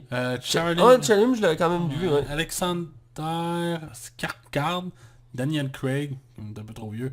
Et le frère de... Et le frère de... Qui va finalement faire sa Et doublure. Tom Hiddleston aussi, il avait auditionné pour Thor, puis finalement il a débloqué le rôle de Loki. Anecdote, Liam Hemsworth et son frère va jouer le doubleur de Thor dans le troisième qui a une pièce de théâtre au début du film. Oui. C'est lui qui fait le rôle de Thor, fait que c'est comme... Mais lui, il fait longtemps qu'il veut avoir le rôle de Wolverine. Là, Ouais, il en a parlé plusieurs fois, il a même fait il s'est même déguisé à un moment donné puis pour montrer comment il avait l'air en Wolverine. Tout ça pour dire que Thor, en tant que tel, j'ai beaucoup aimé Chris Hemsworth dans le film, je trouve qu'il est excellent en Thor, il donne bien l'ambiance, il fait une bonne relation avec Natalie Portman, qui je trouve qu'il est une excellente actrice, qui a jamais le droit autant à sa présence, même si dans Star Wars c'est très marquante, même si les films sont assez moyens, je trouve que c'est une actrice qui se démarque bien, puis elle a fait plein de choses variées, puis c'est une des rares actrices qui a quitté le MCU volontairement. Ouais. Après le scandale du 2, on y reviendra, j'en on reviendra. Mais je trouve ça dommage, parce que je trouve que dans toutes les Love Interest de tous les films, c'était la plus marquante. C'est une des plus marquantes parce que c'est une des rares femmes qui a une tête sur ses épaules. La plupart du temps, c'est comme la copine du héros. Ouais. Mais elle est comme, tu sais, c'est une scientifique, elle a une tête sur ses épaules, elle fait des recherches. Tu sais, elle veut comprendre les choses. Sa soeur, elle me tapait ses nerfs, maintenant. C'est sa meilleure amie, c'est pas sa soeur, c'est sa meilleure amie. Ah, sa meilleure amie, elle a fait les cheveux noirs, là? Ouais, elle trippe trop sur Thor parce qu'elle est trop beau. Ouais. Ça me gossait, c'est comme arrête. J'étais curieux de voir les greluches, là. Ouais, elle gossait, puis ils l'ont encore plus amplifié dans le deuxième, mais on reviendra, là. Ben, ils l'ont enlevé dans le 3. Ouais, effectivement, mais ils l'ont beaucoup amplifié dans le deuxième.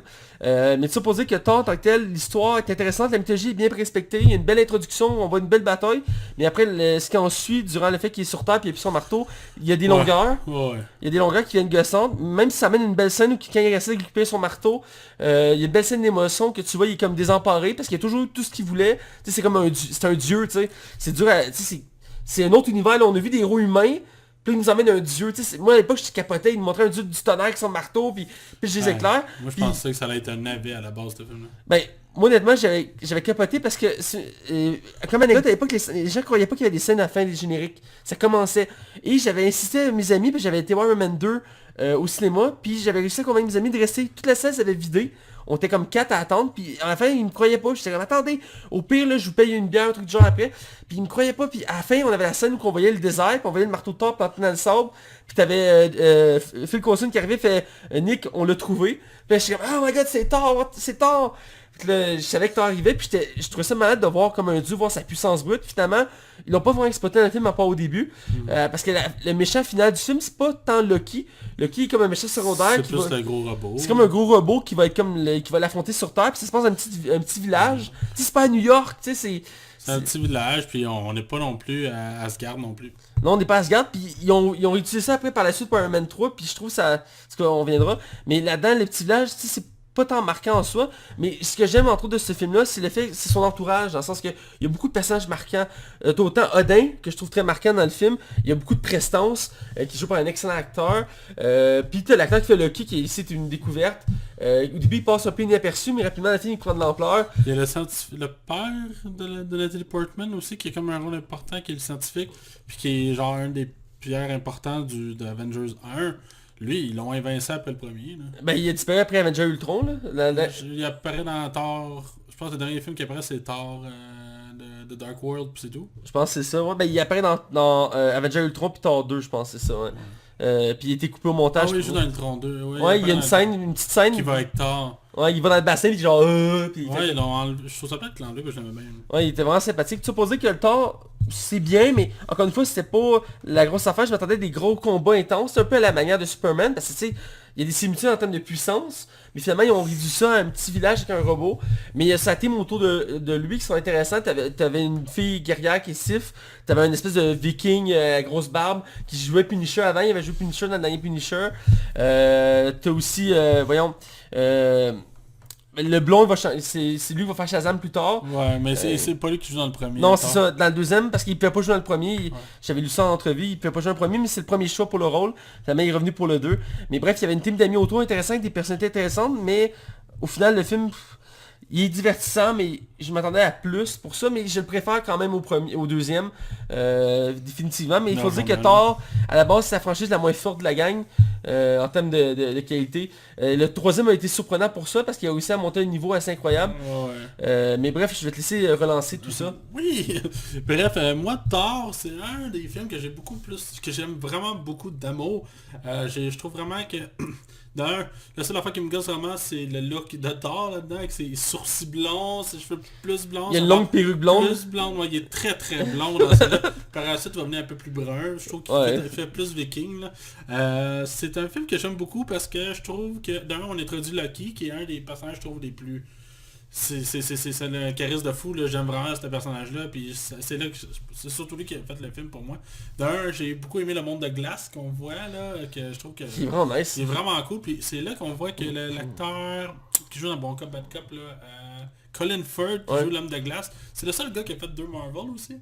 Il a joué dans The Amazing Spider-Man 2. Oui, c'est vrai. C'est pas dans le même univers, mais vous comprenez. Là. Bref, puis c'est un film que j'aime beaucoup parce que on envoie un dieu qui est habitué de vivre à Asgard dans un petit village, puis il est pas habitué aux coutumes des humains, genre je veux une autre bière, ben il prend sa bière puis il a collé sa terre. Pour moi c'est genre, je trouvais que c'était de dénaturer un dieu qui me permettait de m'attacher à lui. Moi aussi j'aime beaucoup Natalie Portman. Natalie Portman, j'ai toujours aimé comme actrice, je trouve qu'elle est excellente dans pratiquement tout ce qu'elle fait.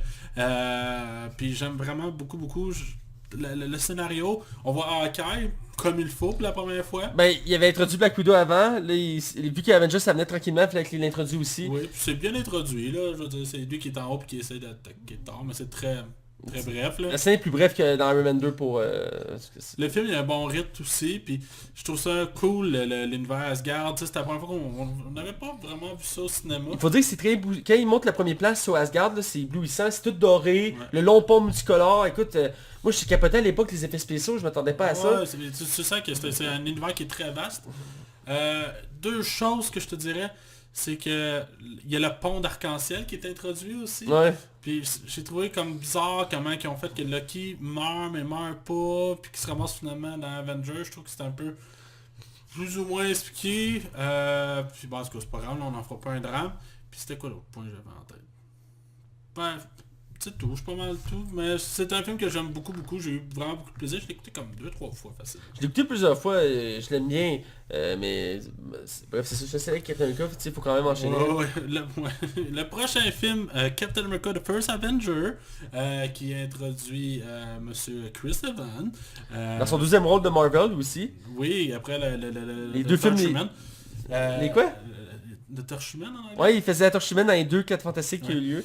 Des très mauvais films. Et en fait, je trouve que Captain America First Avenger, visuellement, je trouve que c'est lui qui a l'esthétique le plus beau. Mais on va résumer un peu le film. C'est un film qui va introduire justement... Chris Evans, à la base, avait refusé le rôle. Il voulait rien savoir, c'était John Krasinski qui était censé prendre le rôle, puis finalement il a fini par l'accepter. C'est lui qui s'est convaincu de lui-même en disant peut-être je passe à côté de quelque chose. Bon move mon gars. Bon move. T'as pu à travailler le reste surtout de tes jours. Que je sais qu'il avait déjà dit qu'il avait été un peu déçu par les 4 Fantastiques, il s'attendait à un plus gros succès. Puis il était beaucoup critiqué, hein, parce que justement il venait de faire les 4 Fantastiques, puis tout le monde était comme oh là on veut pas lui comme Captain America, puis finalement c'était un très bon casting, là. Il était très bon.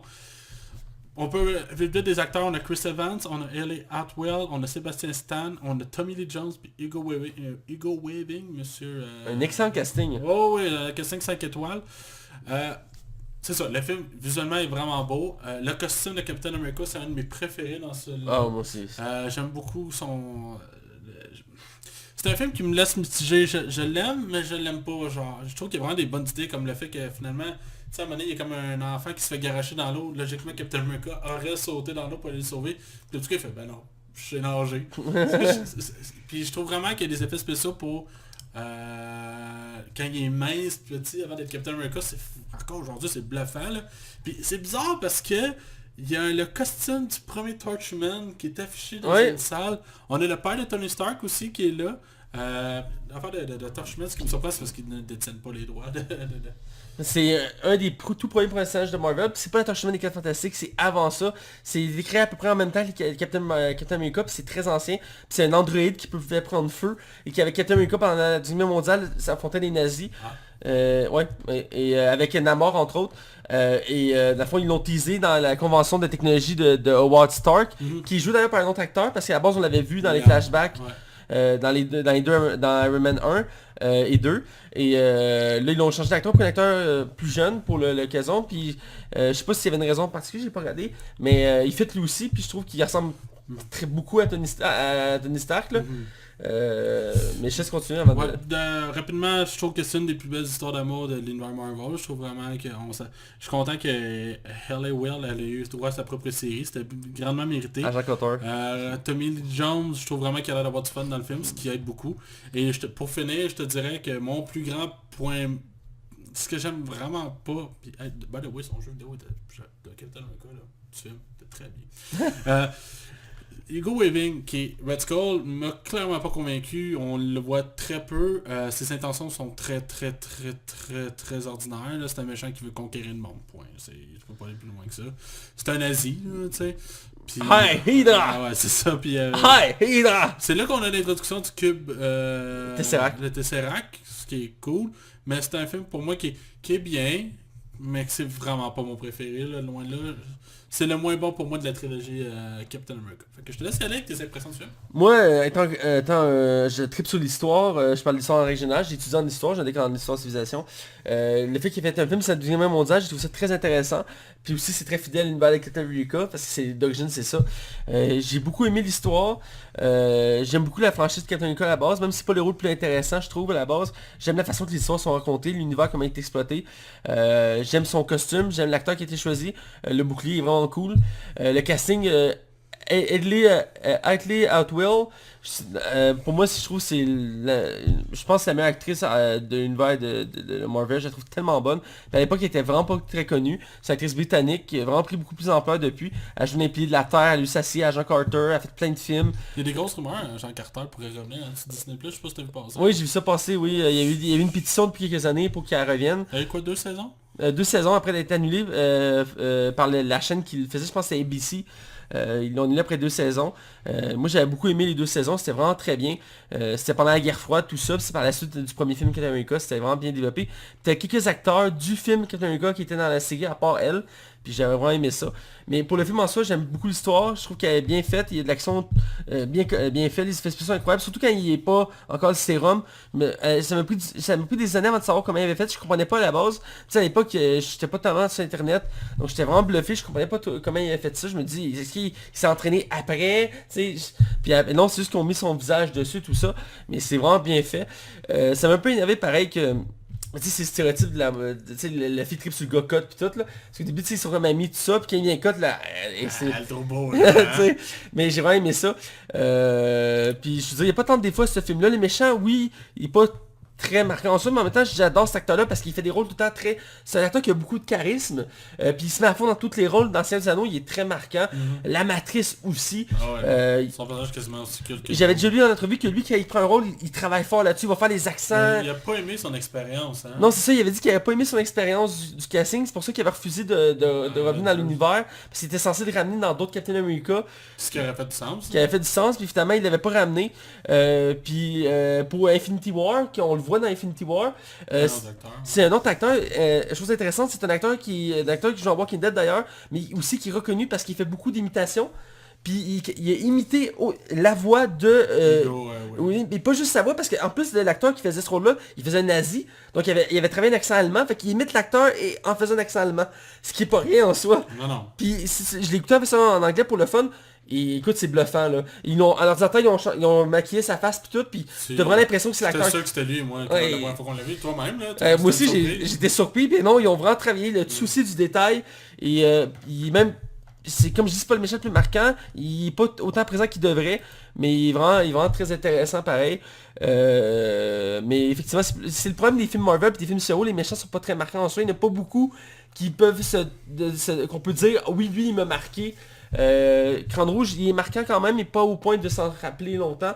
Bref, je vais avec Avenger, Ouais, parce que... qui était le gros film de la phase 1, qui réunissait les premiers Avengers, qui étaient Thor, Iron Man, Hulk, Hawkeye, le Faucon pour te faire plaisir, et Black Widow, qui est la veuve noire, en français, qui était l'Avenger original. Et fait intéressant, dans le film original, il était censé mettre Ant-Man, l'homme fourmi, et la guêpe de Wasp. Ouais, parce qu'Ant-Man était censé être dans phase 1. Il était censé, mais vu qu'il n'avait pas le temps d'introduire son film, il trouvait qu'il y avait trop de personnages dans le même film pour pouvoir faire un scénario qui se tient. Et ça prend son sens, parce que c'est un peu ce qui est arrivé avec Justice League aussi. C'est qu'on a eu de la misère à introduire tous les personnages. Mais il reste que le Avenger 1, c'est un film incroyablement bon. Moi j'étais excité la première fois que je l'ai vu.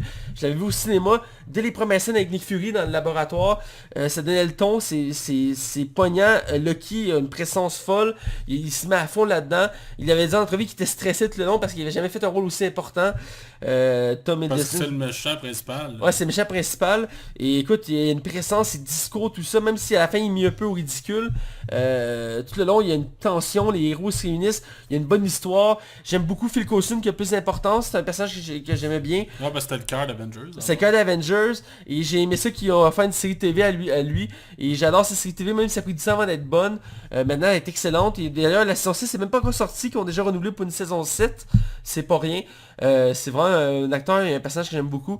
Là-dedans, qui est vraiment bien exploité. Et autant aussi Nick Fury, que j'adore beaucoup dans ce film-là, qui est mis vraiment beaucoup plus de l'avant, puis que c'est aussi son film à lui. Vraiment, il y a tous les éléments sont là pour faire un film excellent. Il n'y a pas vraiment de défauts. Il y a plein d'éléments intéressants. Mark Ruffalo qui fait ses premiers pas en Hulk. Il y a des répliques cultes. Moi, une de mes scènes préférées d'Avengers, c'est quand Black Widow va le chercher en Inde. Et elle réussit à le piéger dans une maison. Puis elle dit, on est juste toi puis moi. Je veux juste qu'on jase. Le Shield a besoin de toi. On n'a pas besoin de Hulk. On a juste besoin que tu nous trouves le cube. Puis là, tu vois, il fait comme... Il tape sur la table. Il fait comme, arrêtez de niaiser avec moi. Puis tu vois, ses yeux viennent verts. Puis elle sort un gun. Puis elle le pointe. T'as tout le monde dehors. Là, tu vois, ça fiche, ça dézoupe, pis t'as genre comme à peu près une vingtaine de soldats autour avec leur gun. Puis comme, c'est ça, juste vous et moi, hein. Là, ils se calment, tu vois qu'ils se recampent, pis comme... Pendant au moins genre 30 secondes, elle fixe avec son gun, elle est pas sûre si faut qu'elle tire ou pas. Moi, cette scène-là, je trouve qu'elle est tellement profonde, parce que tu sens tellement que... Tu sais, parce qu'il y a beaucoup d'humour dans ces films-là, mais il y a des scènes qui arrivent tellement à montrer côté sombre aussi, tu vois que, tu sais, Hulk est un héros, mais en même temps, il est pas perçu comme ça. Ah ouais, puis ce film-là... Il n'y avait pas encore un ton totalement. Hein. Il y avait beaucoup d'humour dans le film. Ouais. C'était le début de l'humour vraiment dans le MCU. Oui, et puis, mais le côté Hulk, c'est le côté qui en est le plus sombre, je trouve, du film, parce que à chaque fois qu'il y avait une scène avec lui, c'est tout le temps très dépressif, très sombre, puis même jusqu'à la fin... Moi, je trouve que Hulk, c'est la vedette du film. Là. Ah oui, parce qu'il se démarque très bien, puis il y a beaucoup d'éléments dans le film, entre autres, rapidement, on voit l'héliporteur du Shield, qui est très emblématique du film. Et il monte une prison qui enferme Lucky, puis même, à un moment donné, je pense que c'est Bruce Banner ou Captain America qui demande, il dit, pourquoi vous avez cette prison-là? Il dit, à la base, c'était censé servir pour quelque chose de plus gros. Là, tu comprends qu'entre les lignes, c'était censé être pour Hulk. Puis finalement, ils ont enfermé Lucky dedans, puis finalement, Hulk se retrouve dedans, mais en tout cas, mais vraiment, il y a plein d'éléments de même où quand il décolle le porteur, t'as juste Bruce Banner qui est comme, oh non, ils veulent m'enfermer sous l'eau, et je veux pas, il est comme fuck, tu sais, puis tout le long, il est même, il est comme très dépressif. Puis je trouve qu'il ressemble tellement au Bruce Banner que j'avais l'habitude de voir dans les comics. Tu sais, très renfermé, très dépressif, très anxieux. Puis qui veut pas que Hulk sorte parce qu'il sait que ça va tout péter. Puis il dit même au début du film, je veux pas retourner à New York parce que je sais que la fois que je suis allé, j'ai tout détruit devant moi. Mais vraiment, il vole la vedette en grande partie dans le film, même si Captain America et Iron Man ont beaucoup d'espace. Surtout la fameuse scène où les Avengers se réunissent dans la forêt, où que Thor arrive pour voler Lucky, mais que les autres l'empêchent, fait qu'ils affrontent Iron Man. Puis ça fait une scène vraiment marquante aussi, où que Thor, il électrocute Iron Man, puis ça le booste à 250% de sa puissance. Puis Iron Man est comme, ok. Fait que là, il le bombarde. Puis il fait comme, t'es qui? Il fait, tu sais pas qui je suis? Il fait, je sais pas, un acteur de théâtre. Tu vois déjà qu'il y avait comme un lien, puis t'es quelqu'un qui arrive, puis qui fait comme l'équilibre entre les deux. Captain America puis Robert Downey puis Iron Man, c'était les premières confrontations. C'est les balbutiements de Civil War en bout de ligne. Là. Écoute, je vais te laisser conseiller que la fille continue de ça, mais il y a tellement de bons éléments dans ce film-là, c'est fou. C'est un succès ce film-là, du début à la fin. Là. Ben, moi, Avengers, ça a été le premier film qui a fait, ok, je vais tout voir les films de Marvel au cinéma. À l'exception de Thor, Dark World, j'ai pas pu y aller pour diverses raisons à l'époque. Mais Avengers 1 pour moi c'est la première fois que je me payais dans des box. Je me rappelle, je me nachos avec du popcorn, une grosse liqueur, film 3D, D-Box, ah ouais let's go. Ça m'avait coûté 60$ pour deux personnes. Quand je repense, ça me fait capoter. Mais j'étais fucking hype là. Puis quand il y avait des bandes annonces, quand tu y penses, c'est très moyenne avec du Papa Roach. Là. Il y a quelque chose qu'aujourd'hui quand tu y penses, ça fait pas de sens. Bref, c'est pas ça le point. Pour moi, Avengers, je me rappelle, c'est une... Il y a eu un avant puis un après Avengers. Je trouve qu'Avengers était une révolution dans le cinéma, qu'on aime ou qu'on n'aime pas l'évolution que le cinéma a pris par la suite. La raison est simple, tout le monde tente de créer des univers cinématographiques comme... Tout le monde veut son Avengers. C'est pas compliqué, tout le monde le veut. C'est extrêmement rentable. C'était à l'époque, il y avait tout défoncé au box-office. Ça avait fait comme 1,5 milliard de dollars. Là, comme 8 ans quasiment, ce qui est énorme. Et c'était un succès monstre. Et c'est un film incroyable. Pour vrai, c'est la première fois, c'était ceux qui avaient écouté depuis Iron Man 1 avaient enfin un cadeau puis qui pouvaient écouter tous ces personnages-là réunis. On n'avait jamais vu un crossover autant d'une si grande ampleur. C'était aussi l'introduction de plusieurs personnages qui vraiment comme Hawkeye puis Black Widow avaient droit vraiment à leur rôle. Puis c'est là qu'on allait vraiment s'attacher aux autres. Comme on disait tantôt, Hulk est vraiment la vedette du film. Il est incroyable, là, chaque scène qui est là, tu veux voir Hulk. C'est un film aussi qui est en 2 parties. Il n'y a pas plusieurs actes, je trouve qu'il y a 2 parties. La première partie où on introduit la création de l'équipe, où on va chercher héros par héros pour les introduire puis les mettre ensemble. Et de l'autre partie que là, c'est l'évasion extraterrestre, que ça arrête juste plus l'action. Tu as du plaisir parce que le film est ultra inventif. Je vais toujours me rappeler de la scène où Captain America dit à Hulk, il dit ok là, il est temps que Hulk arrive. Il dit tu sais c'est quoi mon truc? C'est que je suis tout le temps fâché. Puis là il se transforme puis donne une petite image dans le gros extraterrestre. Cette scène-là est complètement culte pour moi. Là, à chaque fois que je la vois, je suis comme wow.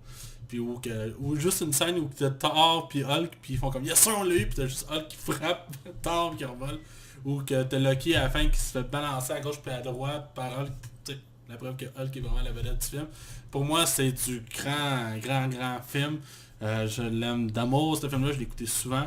Et sérieusement, damn, vraiment aimé ça. Fait que on y va avec la phase 2. Vas-y avec Iron Man 3. On va essayer d'enchaîner plus vite là, parce que... Ouais. Enfin, en tout cas. Iron Man 3, réalisé par Shane Black, scénarisé par Shane Black et Drew Pearce. Soit dit pour ça, Shane Black est un très grand ami à Robert Downey Jr. Robert Downey Jr. a forcé Marvel pour que ce soit Shane Black qui soit dedans. Ça fait l'air que ça fait partie des clauses contrats. Et c'est un film qui a été monté par Peter S. Elliott et Jeffrey Ford. C'est un film qui met encore Robert Downey Jr., encore Gwyneth Paltrow, Don Cheadle. On a le droit à Ben Kingsley qui sera le mandarin et Guy Pearce qui sera la surprise du film un peu, qu'on s'attend, qui va être le méchant, mais... Bref, Iron Man 3, c'est un film que toi puis moi on est complètement pas d'accord. Moi je l'aime énormément beaucoup et toi, en tout cas, tu donneras ton point. Dans le fond, c'est le premier film qui se passe, c'est un post-Avengers. On a le droit à Tony Stark qui a complètement été ébranlé et ce personnage-là va prendre... toute sa personnalité va évoluer pour la peur de se refaire attaquer et ses peurs ont raison d'être. Dans le fond, il y a un post-traumatique, on va se le dire. Il construit des costumes à la tonne parce qu'il sait plus quoi faire de ses 2 mains, en plus de plus travailler vraiment pour les entreprises. On aura le droit au rôle du mandarin qui est justement fait par Ben Kingsley, qui a été teasé beaucoup dans les bandes annonces. On nous promettait un méchant emblématique quasiment là. Moi, il avait fait de scandale aussi. Oh oui, puis je vais te laisser faire le punch là, même si tout le monde qui nous écoute doit le savoir, mais je vais te laisser en parler parce que toi, ça t'a fait chier. Bref, on a le droit à un Brad Pitt cheap qui est... qui est Guy Pearce.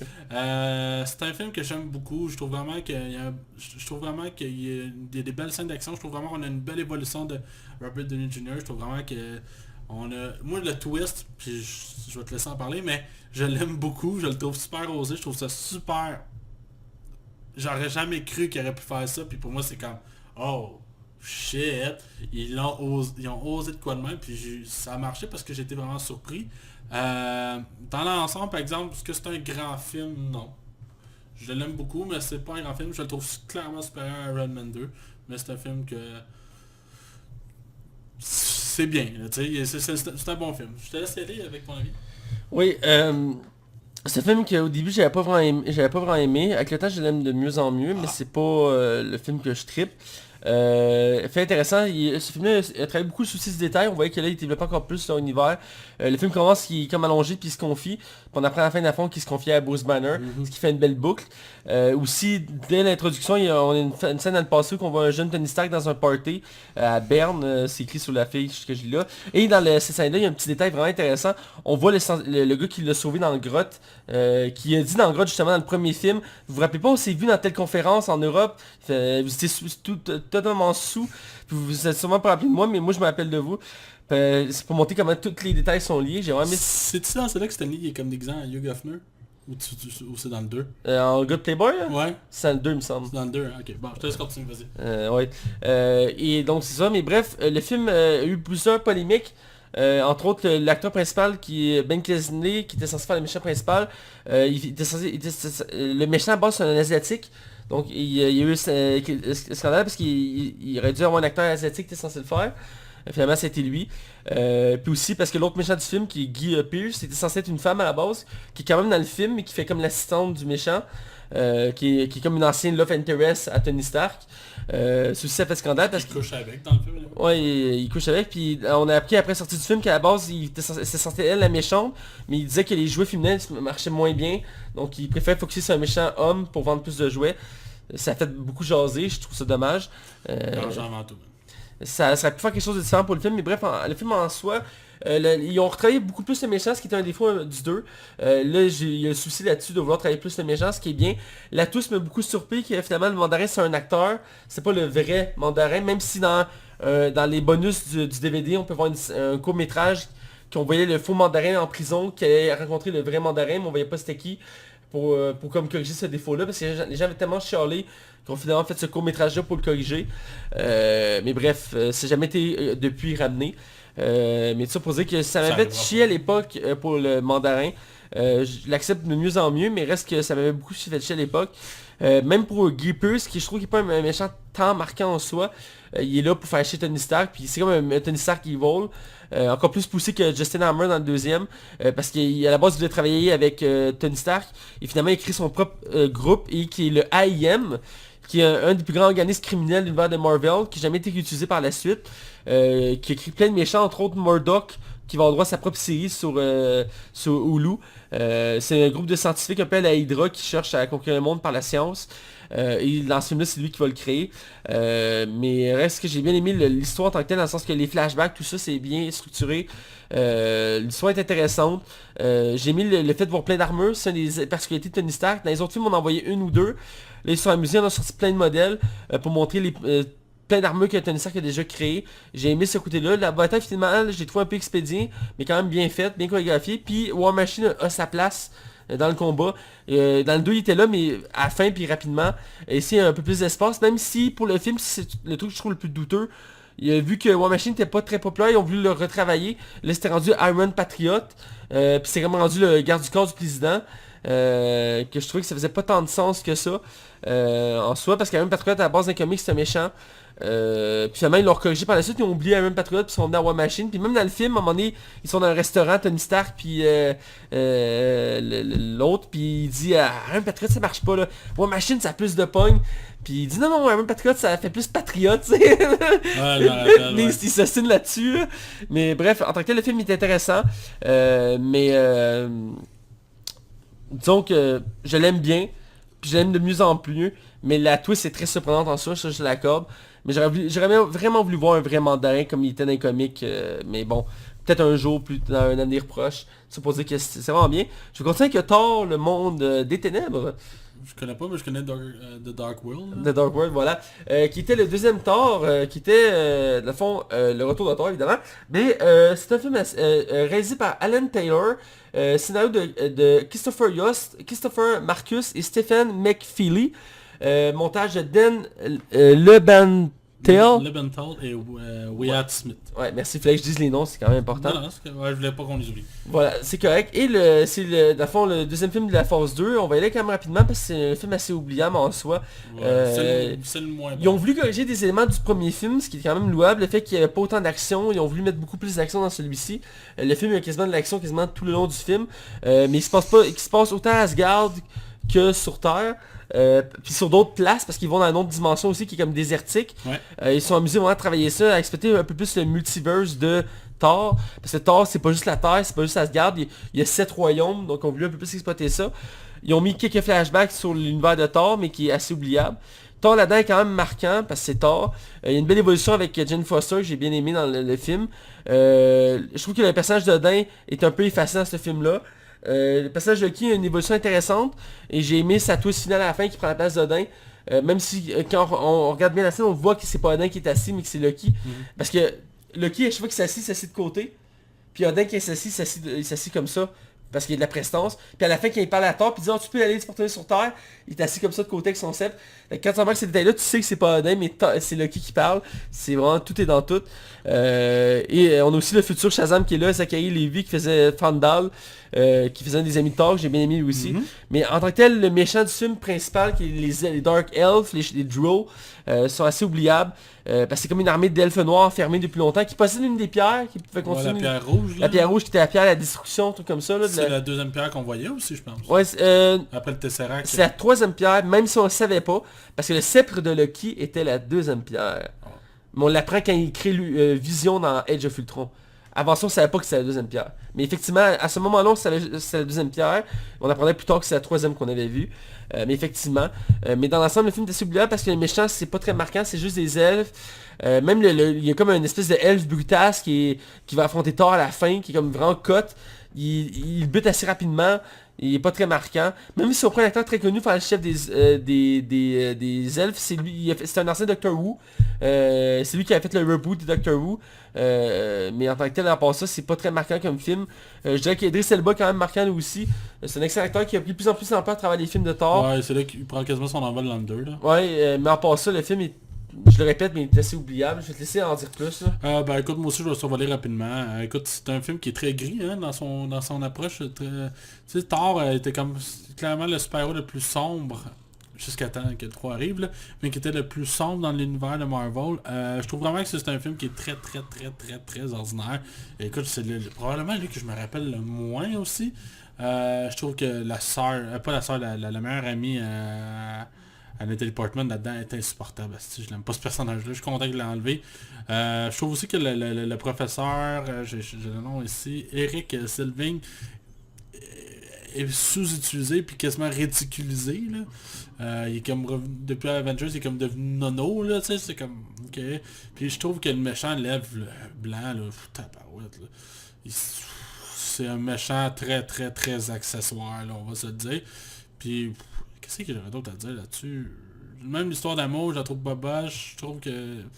Parce qu'à la base, ce qu'il faut dire, par exemple, à ce film-là, c'est la réalisatrice qui a fait Wonder Woman, qui était censée réaliser ce film-là, puis finalement a été évincée du projet, d'où la raison pourquoi Nathalie Portman a finalement quitté le projet, pour des raisons créatives aussi, là.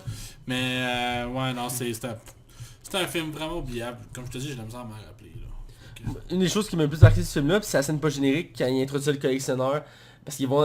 C'est vrai. Ça m'avait marqué parce qu'il y a comme plein d'objets, c'était comme vraiment bizarre. Puis tu voulais voir tous les objets là. Ouais, il y a comme plein d'objets, puis ils vont voir, ils disent on va te le confier à toi parce qu'on sait que tu peux le garder, puis t'es comme c'est qui lui, puis là quand tu connais le comique, c'est collectionneur, puis il y a plein d'acteurs très connus aussi, qui est toujours très connu d'ailleurs, puis t'es comme tout maquillé, puis... Benicio del Toro. Ouais, je pense que c'est ça. Benicio, je sais plus. Puis il m'avait marqué ce personnage-là quand je l'avais vu, je le trouvais tellement qu'il se détachait de reste son qu'on look avait vu. était cool. Ouais, son look était vraiment cool. Si je me souviens bien, c'est parce que c'est les 3 gardes qui travaillent tard qui vont porter de la pierre là-bas. Mais non, c'est Thor, il va là-bas avec, je sais plus qui, je pense Sif.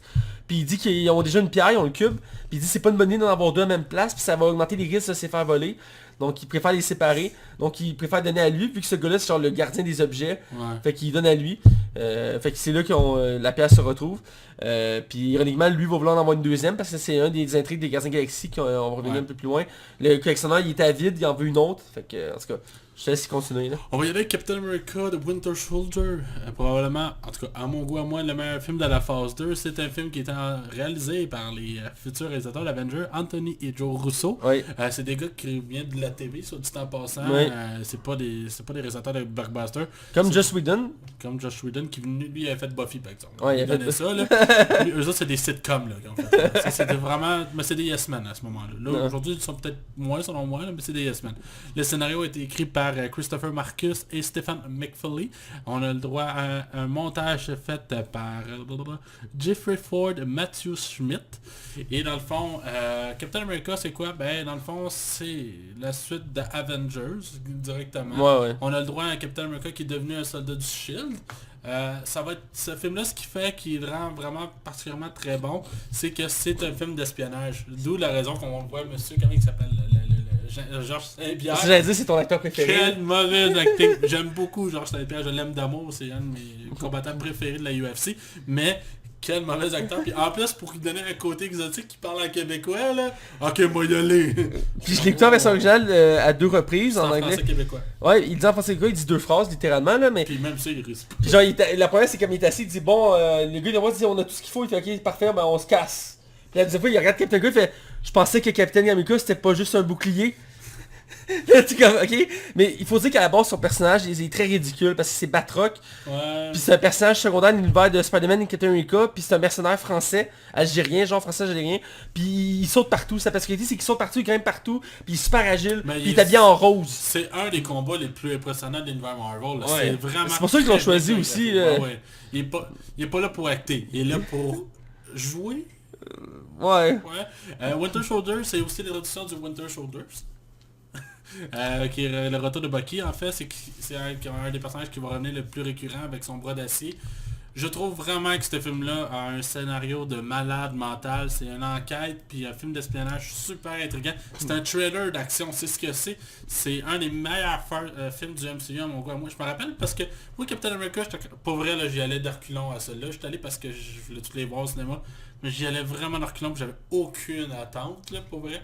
Puis je suis sorti flabbergasté, j'ai reloué le film, je l'ai réécouté 2-3 fois. C'est vraiment bon.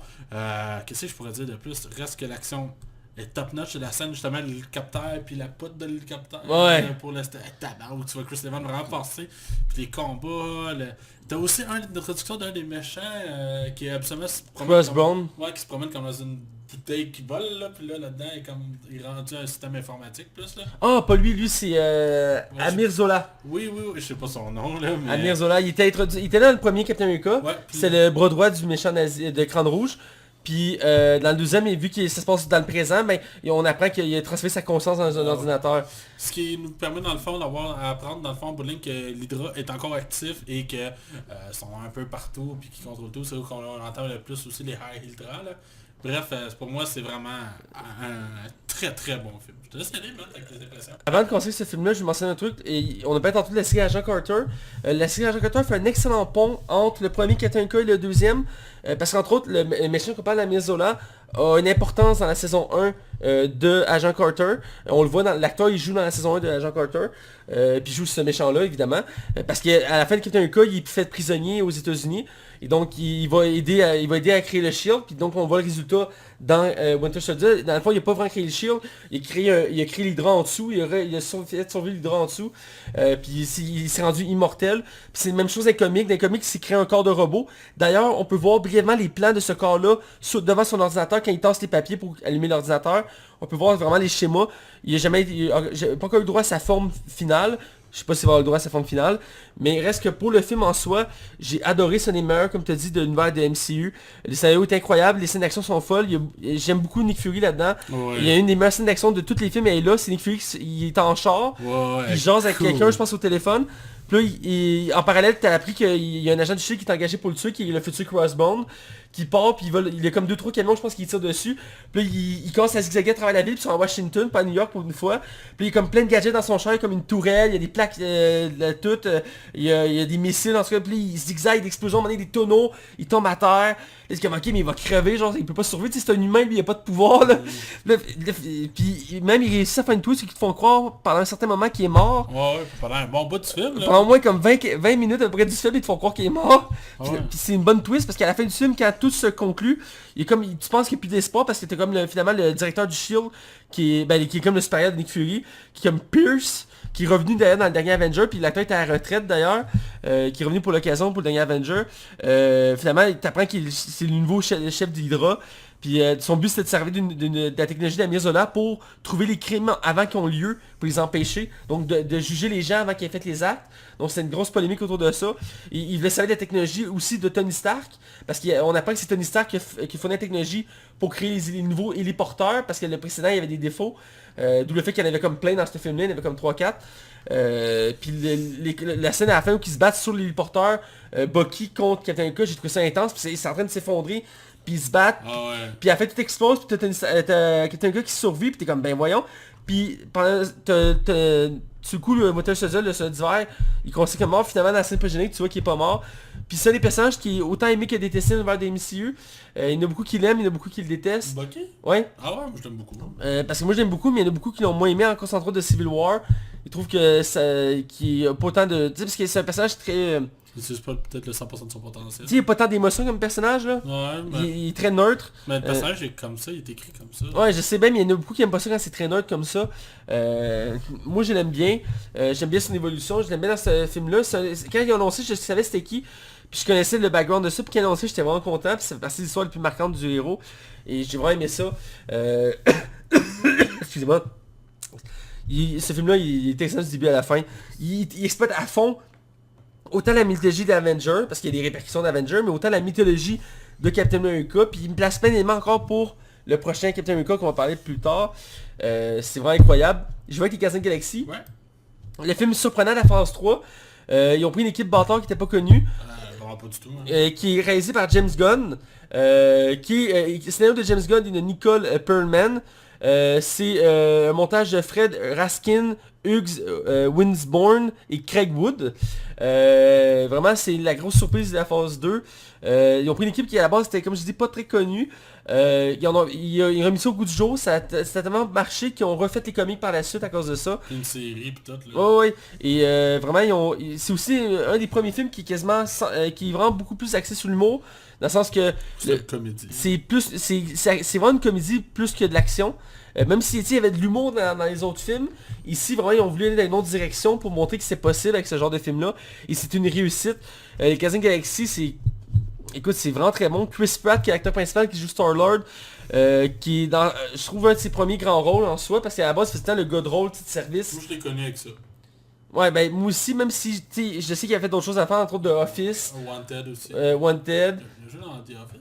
Ouais, il joue dans The Office dans les dernières saisons, il joue dans les dernières saisons. Ah, il jouait pas dans Park and Recreation aussi. Ça se peut. Mais je sais qu'il faisait tant le gros drôle de service. Ok, je savais pas qu'il était dans The Office, mais ça me surprend. Ouais ben je me suis pas rendu jusqu'à là parce que j'ai juste écouté saison 1, mais je l'ai vu dans son dans sa biographie. Mais il a fait beaucoup de choses marquantes. Peut-être que j'ai juste un épisode, mais il me semble que j'avais vu une image où il était dans... En tout cas, bref, peut-être que je me suis trompé d'acteur. Je me suis peut-être trompé d'acteur. C'est pas grave, c'est pas grave. On peut se tromper, Mathieu, on est des humains. C'est comme le fait qu'il y a 3 Chris dans l'univers de Marvel, souvent les gens niaisent là-dessus. Chris Evans, Chris Pratt, puis Chris... Hemsworth. Voilà. Bref, c'est un excellent film. Le casting est 5 étoiles. Autant, comme je dis, Chris Pratt qui joue Star-Lord, qui s'est entraîné pour l'occasion parce qu'il s'est mis vraiment en forme. On a aussi... Dessin, j'ai besoin de l'actrice principale, je ne connais pas son nom. Oh, excuse. Zoé Saldana, qui aussi est en pleine montée. Elle joue aussi dans la franchise Star Trek, la nouvelle franchise. C'est une actrice qui est très populaire en ce moment, qui est excellente là-dedans. Elle fait la fille de Thanos, qui a la peau verte et tout ça. On a aussi, à l'époque j'étais pas convaincu, mais Dave Bautista, qui commençait vraiment à se faire connaître au cinéma à cette époque-là. C'est un de ses premiers grands rôles. Ouais, c'est pas un grand rôle. Il avait joué aussi dans Riddick, entre autres, qui l'avait mis quand même en avant. Qui faisait Drax, il faisait comme la brute de la gang. C'est comme un extraterrestre qui a tout perdu puis qui veut tuer Thanos. Et qu'il a fait quelques rôles avant, mais on s'entend que c'était pas très marquant. C'est un ancien lutteur, hein. Parce que... Ouais, c'est ça. Puis là-dedans, il fait Drax, comme j'ai dit. À la surprise, on a aussi Vin Diesel qui fait Groot, qui fait juste la voix, qui est un arbre, qui est un des passages, je trouve, les plus marquants de la franchise. J'en ai nommé 2 autres, qui est Bradley Cooper qui joue Rocket. Moi, c'est un de mes acteurs préférés. Je l'adore. Là-dedans, il fait Rocket, il était marquant. Puis on a aussi lui qui fait Yondu. qui est dans le fond le père adoptif de Star-Lord, qui est un acteur qui est habitué à faire des rôles méchants d'habitude. Ici, il le fait, Michael mais Rooker. ouais, qui joue entre autres dans Walking Dead. Je l'ai vu souvent dans des rôles de méchants, puis il est bon là-dedans, il a une gueule, tu regardes, puis il a une gueule de méchant, tu sais. Mais C'est- finalement, son personnage a plus de nuances que Ouais, ça. c'est il est nuancé, puis il est travaillé, pas juste dans ce film-là, mais dans le prochain aussi qu'on va parler. Il y a vraiment une belle évolution, puis je l'aime beaucoup là-dedans. C'est autant son apparence, ses pouvoirs, que son histoire avec Star-Lord, c'est vraiment bien, puis le scénario est vraiment bon. Ça tourne autour d'une pierre, d'une planète qui où que le Nova Corp, qui est d'ailleurs un des héros principaux de l'univers de Marvel, qui n'a pas été introduit en tant que tel, mais sa planète oui. On a une nouvelle pierre, on a les Kree qui sont introduits, qui est une des races les plus grandes de l'univers de Marvel, qui sont introduits là avec Ronan l'accusateur, qui est pas en tant que tel un méchant, je trouve, le plus marquant. Mais dans ce film-là, c'est pas le méchant qu'on vient chercher. C'est plus l'évolution d'une équipe qui se crée. C'est un accessoire. Ouais, c'est un accessoire parce qu'on suit une équipe de personnages tellement différents qui se retrouvent dans un point ensemble, qui doivent s'entraider, que finalement ils réalisent qu'ils ont plus de points communs qu'ils le pensent, puis ils vont rester ensemble finalement parce qu'ils ont un but commun, et ça marche super bien. Vraiment, j'adore ce film-là, il y a juste des bonnes idées là-dedans. Je te laisse relancer. Ben moi, Guardians of the Galaxy, la bande-annonce m'a fait hyper avec Who Got a Ah oui. Feeling. Mais pour vrai, James Gunn, c'est un gars qui vient de films comme très crade, indépendant. Je le connaissais pas, je savais juste qu'il avait écrit pour Scooby-Doo. Ouais. J'avais hâte de voir. C'est assez bizarre. Pour vrai, les bandes annonces étaient très très très vendeurs. Et comme de fait, c'est un film qui est excellent. Et surtout sa bande sonore là, qui m'a fait découvrir des artistes et des chansons que Oui. j'écoute encore aujourd'hui. C'est un film qui est extrêmement drôle. La scène mythique de Chris Pratt qui danse au début. Écoute là, Elle a été reprise dans le dernier Avenger. Oui, je trouve ça vraiment, vraiment, vraiment cool comme film. J'ai eu du fun d'un bout à l'autre. C'est la première fois qu'on allait dans l'espace aussi, là, avec... On s'est éloigné de New York, tu sais. On s'en éloignait de la Terre. Puis je trouvais ça comme osé comme projet. Puis je me disais, crème. Puis ça a été long avant qu'ils introduisent dans les Avengers. Ils ont pas mis dans Age of Ultron, on reviendra là. Ouais. Mais ils ont eu vraiment le droit à des développements avant de s'en aller vers Avengers. Je trouve vraiment que c'est des personnages qui sont super attachants. On voit aussi pour la première fois comme il faut Thanos. C'est la première fois qu'on le voyait sur son banc assis. Puis il y a puis du dialogue un peu. Ouais, c'est ça. Il y avait comme une nuance. On voyait comme le collectionneur comme il faut aussi. Le méchant, je me rappelle même plus c'est qui. C'est Ronan l'accusateur, le chef des Kree. Oui. Il y a un gros marteau. Puis la scène où que Chris Pratt danse à la fin pour poigner la pierre, là. J'ai trouvé ça osé de tuer Groot. Ouais. Parce que Groot est mort. James Gunn l'a confirmé que le nouveau Groot, c'est pas le même. Ouais. Quand tu y penses, c'est tragique. C'est là. troublant, ouais. Mais il se sacrifie pour l'équipe, puis c'est ce qui rend ça super attachant. Rocket Raccoon, qui aurait pu croire qu'il y a un narrateur en avant qui a une mitraillette, ça me gagnerait. C'est mon personnage préféré du film. Vin Diesel qui a fait des beaux efforts, hein, qui a fait toutes les voix de Groot. Dans toutes les langues. Dans toutes les langues. En anglais comme en français, puis écoute. Ils font jamais ça d'habitude, mais vu qu'il n'y a pas vraiment de ligne à dire... I am Groot, je suis Groot. Tu sais. Non, je s'appelle Groot. Hein. Puis pour une entrevue à un moment donné, ils les avaient toutes faites en direct, parce que c'est facile à retenir, mais il avait fait comme une dizaine de langues en direct, je pense à Jimmy Kimmel, genre, il les avait dit pour s'amuser. Mais tu sais, c'est spécial comme rôle, on a l'habitude de le voir en premier rôle, Vin Diesel, mais là c'est juste un rôle pour le fun. Là. Mais tu sais, le gars il était tellement investi dans le rôle qu'il se promenait en chasse pour être plus grand, puis il disait I am Groot, genre. Ok, c'est bizarre, mais en tout cas, c'est pas grave là. Puis le réalisateur, il avait tellement un amour pour les comics qu'il ramenait un personnage qui Oui, venait je sais de ça, qui était dans les obscurs films de l'univers de Marvel, qui était considéré comme le pire film de George Lucas, puis il l'a amené à plusieurs reprises, qui a fait gâcher sa carrière. Qui était le film Over the Dock, qui était un film de Marvel sur un personnage de Marvel qui est quand même très connu, mais plus dans les BD qu'au grand écran, même si là il va avoir droit à sa série TV sur Hulu. Qui apparaît dans Avengers Endgame. Hein. Ouais, je l'ai pas remarqué, mais effectivement, qui est un canard qui parle et qui vient de l'espace et qui, dans le fond, il y a des histoires sur Terre. Et sur Terre, dans le fond, il se promène en taxi, puis il y a une femme inclus qui le suit, qui est genre une mannequin, tout ça. Puis c'est vraiment juste humoristique puis absurde. Là. Oh, ouais. Mais j'étais surpris de le voir dans ce film-là. C'est dans la scène pas générique qu'ils le mettent. Vraiment, c'est pour montrer à tes points que James Gunn avait un amour profond pour l'univers de ce film-là. Voilà. Donc... on va enchaîner tout de suite avec Avengers Age of Ultron. C'est probablement Avengers qui a moins conquis le cœur. On a le droit à un nouveau méchant qui s'appelle Ultron, qui a été créé par Tony Stark à la base, qui était un personnage créé par Hank Pym. Finalement, le Ant-Man arrivera après Avengers, ce qui fait qu'il faut changer les origines. Tony Stark va créer Ultron pour pouvoir créer une sécurité supplémentaire après les traumatismes du premier Avengers. On a le droit à l'introduction de Vision, joué par Paul Bettany, c'est ça?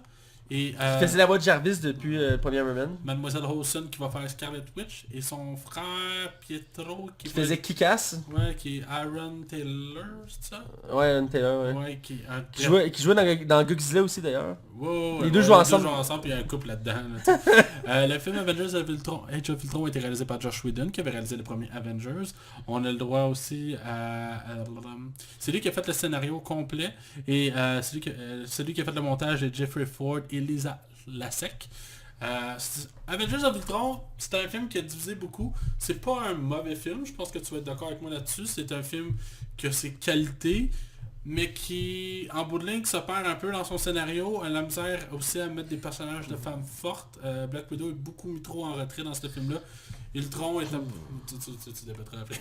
Je te vois. Ultron aussi, je trouve que c'est un personnage qui est malheureusement sous-exploité, pas épeurant, puis je trouve vraiment que le fait d'avoir des milliers de robots, je trouve ça très facile comme approche pour amener des méchants. Par exemple, on a des premières introductions de méchants qui vont faire partie de Black Panther. Comment il s'appelle le gars?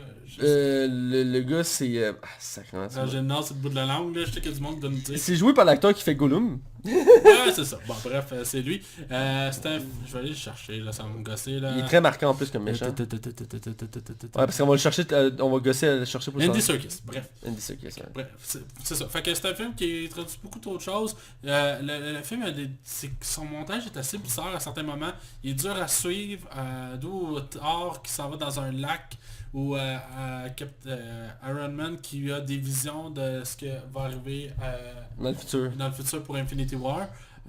C'est un film qui a un bon rythme. Les premières scènes d'introduction d'action qu'on voit comme un début, là, où tu as tous les héros comme dans un pays scandinave, je pense. La Sokovie. La Sokovie. Et qui est cool, là, tu sais, c'est vraiment une belle scène d'action. On soulève une ville. Why not? Moins. Hawkeye a le droit à un développement un peu plus poussé aussi. Mais il avait chialé après le premier... L'acteur avait chialé après le premier film, qui trouvait qu'il avait pas... C'est lui qui a le moins de place dans les films. Je suis d'accord, puis moi je l'aime Hawkeye. Je l'aime beaucoup, j'aime beaucoup l'acteur aussi, Jeremy Renner qui est très très bon. Puis, pour finir vraiment vite mon point, moi c'est un film que j'apprécie, mais qui me... C'est vraiment le moins bon des quatre, là. Je te laisse y aller. Ouais, je suis d'accord, c'est le moins bon des quatre. Pourtant il y avait beaucoup d'éléments qui étaient prometteurs. Entre autres, il nous avait teasé la sorcière rouge et les vifs d'argent. Qui sont à la base des enfants de Magneto, mais qui ici avait été boosté par le bâton de Loki, qui avait été payé par Hydra. Et donc il était intéressant. Je m'attendais à revoir d'ailleurs Vive d'argent dans le Endgame, mais finalement non. Hein, parce qu'il avait dit qu'il avait signé pour plusieurs films. Peut-être finalement c'était annulé, je sais pas. Ouais, c'est ça. Ils signent souvent des fois pour au cas que. Ouais, au cas que. Mais peut-être que les X-Men vont être introduits. Parce que tu as posé que j'ai aimé comme leur réponse, même si Vive d'argent il est vite oubliable. Il est là, je pense, 10 minutes dans le film. Peut-être, je sais pas. Lu 10 minutes. Il est pas très longtemps. Nick Fury même mis un peu de côté, ce que j'ai trouvé un peu dommage, même si c'est quand même quelques scènes à lui, il est moins présent. Il y a une scène intéressante dans une ferme, la ferme de Hawkeye. Pour les Avengers de base, je suis content de les revoir, c'est bien de les avoir revus comme ça. Mais effectivement, l'acteur qui fait le méchant Ultron, je l'adore énormément. Écoute, c'est devenu un de mes acteurs préférés. Pourquoi? Parce qu'il fait la série de Blacklist. J'ai dévoré toute la série jusqu'à l'heure actuelle en un été. Cet acteur-là, il vient d'avoir 60 ans, là, genre, mais il est incroyable. C'est quoi son nom? C'est James Spader. Ok. Écoute, il fait le méchant. Dans la série de Blacklist, il fait aussi un méchant. Il fait le méchant le plus recherché du FBI. Puis la série commence, il va volontairement s'arrêter par l'FBI. Puis il a un charisme, il est tout le temps bien habillé, veston, cravate, chapeau, il a les répliques à toutes, il a tout le temps les répliques, puis là-dedans c'est pour ça qu'ils l'ont choisi, parce qu'il est bon pour faire des discours. Puis là-dedans, Ultron fait souvent des discours dans ce film-là, puis ils ont voulu retranscrire ça, malheureusement il est un peu mal dirigé. Il y a une critique aussi dans le film, hein, ouais, il y a une critique souvent sur la technologie, sur l'humain aussi en soi, parce que Ultron à la base était conçu pour protéger les humains, mais il a réalisé que dans le fond pour protéger les humains, il faut les protéger d'eux-mêmes. Fait que c'est un peu le logique, mais c'est ça aussi qu'il y a des BD, c'est que Ultron va venir méchant parce qu'il a réalisé que le seul moyen de sauver les humains c'est de les tuer. C'est quand même logique là, mais bref, le méchant n'est pas aussi marquant qu'on aurait voulu le voir, même si c'est un des plus grands méchants de Avengers. J'aime son design par exemple. Il y a un très beau design, surtout sa version finale à la fin qui est faite en vibranium, qui introduit un des méchants de Black Panther, que j'adore, qui joue par Andy Serkis, qui est très marquant et qui l'a encore plus dans Black Panther, je l'ai adoré. Mais dans l'ensemble, c'est pas autant frappant que le premier Avenger. Il souffre de pas mal de défauts, mais j'ai aimé le fait qu'on se concentre pas à New York, Puis je t'ai trouvé que t'avais l'air pas d'accord pour les femmes. Oui, ben c'est parce que ils ont voulu créer une relation amoureuse entre Hulk et Black Widow, qui sur le coup m'avait choqué. Je m'attendais vraiment pas à ça. Qui finalement qui a été mis de côté par la suite, même si dans Infinity War il y a une petite affaire. Finalement c'est éclipsé parce que dans Endgame on n'en fait aucun cas. Infinity War, il y en a un. Ouais, si chez Infinity War il y a un petit lien, mais dans Endgame il n'y a pas de cas là-dessus. Là. Ouais, finalement c'est lâché vite là. Ouais, c'est ça. Mais j'ai trouvé ça dommage. Mais en même temps, si je trouvais ça spécial la relation, mais ça faisait sens, puis ça voulait faire des références au comic. Les combats sont percutants. J'ai beaucoup aimé le combat de la Hulkbuster contre Hulk. C'est très violent, très agressif. D'ailleurs, ils font une référence à Archie pour toi, parce que le robot qui pitch les pièces s'appelle Veronica. Ah ouais? Ouais. Je pense qu'il dit une fois dans le film, il dit j'ai conçu Veronica pour empêcher Hulk de détruire, de redétruire une ville. Puis ils ont dit après dans le making of que c'est pour faire une référence à Archie. C'est cool. Parce que Veronica, je pense que c'est la fille principale. Là. Ouais, puis elle est riche, ça fait que ça fait du sens. En tout cas, je voulais te dire ça parce que je savais pas si tu le savais. Non, je savais pas, tu viens d'apprendre quoi. Je suis content de l'avoir appris. Mais bref, le film il est intéressant pour son action, mais le méchant, il est pas aussi marquant qu'on voulait. Joss Whedon l'avoué que ça l'avait brûlé ce film-là, qu'il y a beaucoup de misère à le faire, on le comprend, on le voit dans le film. Il a lâché les blockbusters par après là. Il est revenu pour Justice League pour aider. Ouais. Mais même si là c'est discutable. Ouais, puis en plus son projet de Bad Girl qui est annulé. Attends, Il a quitté. Non, le projet est pas annulé, il a quitté le projet. Ouais. Le projet c'est à glace pour l'instant, mais il n'est plus le réalisateur du projet. Parce qu'il a dit qu'il était pas capable de créer un film digne pour Bad Girl. Souvent parce qu'il a laissé une femme s'en occuper. Je trouve que c'est peut-être mieux. Ouais, bref, je t'enchaîne avec Ant-Man. C'est la phase, la fin là. La phase 3, la phase 2 qui a été surpris à l'époque parce que les gens pensaient qu'Avenger était la fin de la phase 2. Ouais. Puis comme pour là avec Spider-Man, ça avait été une surprise et on annoncé qu'Ant-Man était le dernier. Qui est un héros que j'adore, que j'attendais depuis très longtemps parce qu'il fait partie de l'Avenger original, qui est le premier Ant-Man qu'on voit peu dans ce film-là, est vraiment très complexe, très intéressant à développer. Il y a beaucoup de pouvoirs différents, il y a des technologies intéressantes. Là-dedans, on a droit au deuxième Ant-Man. D'abord, le film est réalisé par Peyton Reed, était censé être à la base réalisé par Edgar Wright. Il a réalisé une partie du film, mais pas assez pour être considéré comme réalisateur. C'est lui qui a écrit par contre une partie du scénario avec Joe Cornish, Adam McKay et Paul Rudd, qui est d'ailleurs l'acteur principal. Et c'est monté par Dan Le Bantal et Colby Parker Jr. Oui, c'est intéressant de savoir si le film est comme en deux morceaux. Parce qu'il y a une partie du film qu'on sent qui a été faite par Edgar Wright et une autre partie qui est faite par l'autre réalisateur. Même des fois ça s'emboîte pas super bien, mais dans l'ensemble le film est vraiment très bon, très surprenant. Et Ant-Man c'est cool parce que il utilise les perspectives, parce que son pouvoir c'est qu'il peut rapetisser et grandir. Donc il s'amuse avec ça tout le long du film. C'est un film très comique. Et avec un acteur comme Paul Rudd qui fait des rôles habituellement comiques, il marche très bien là-dedans. Il fait Scott Lang qui est le deuxième Ant-Man des comics, qui est un ancien voleur qui vient de sortir de prison, qui essaie de se repentir.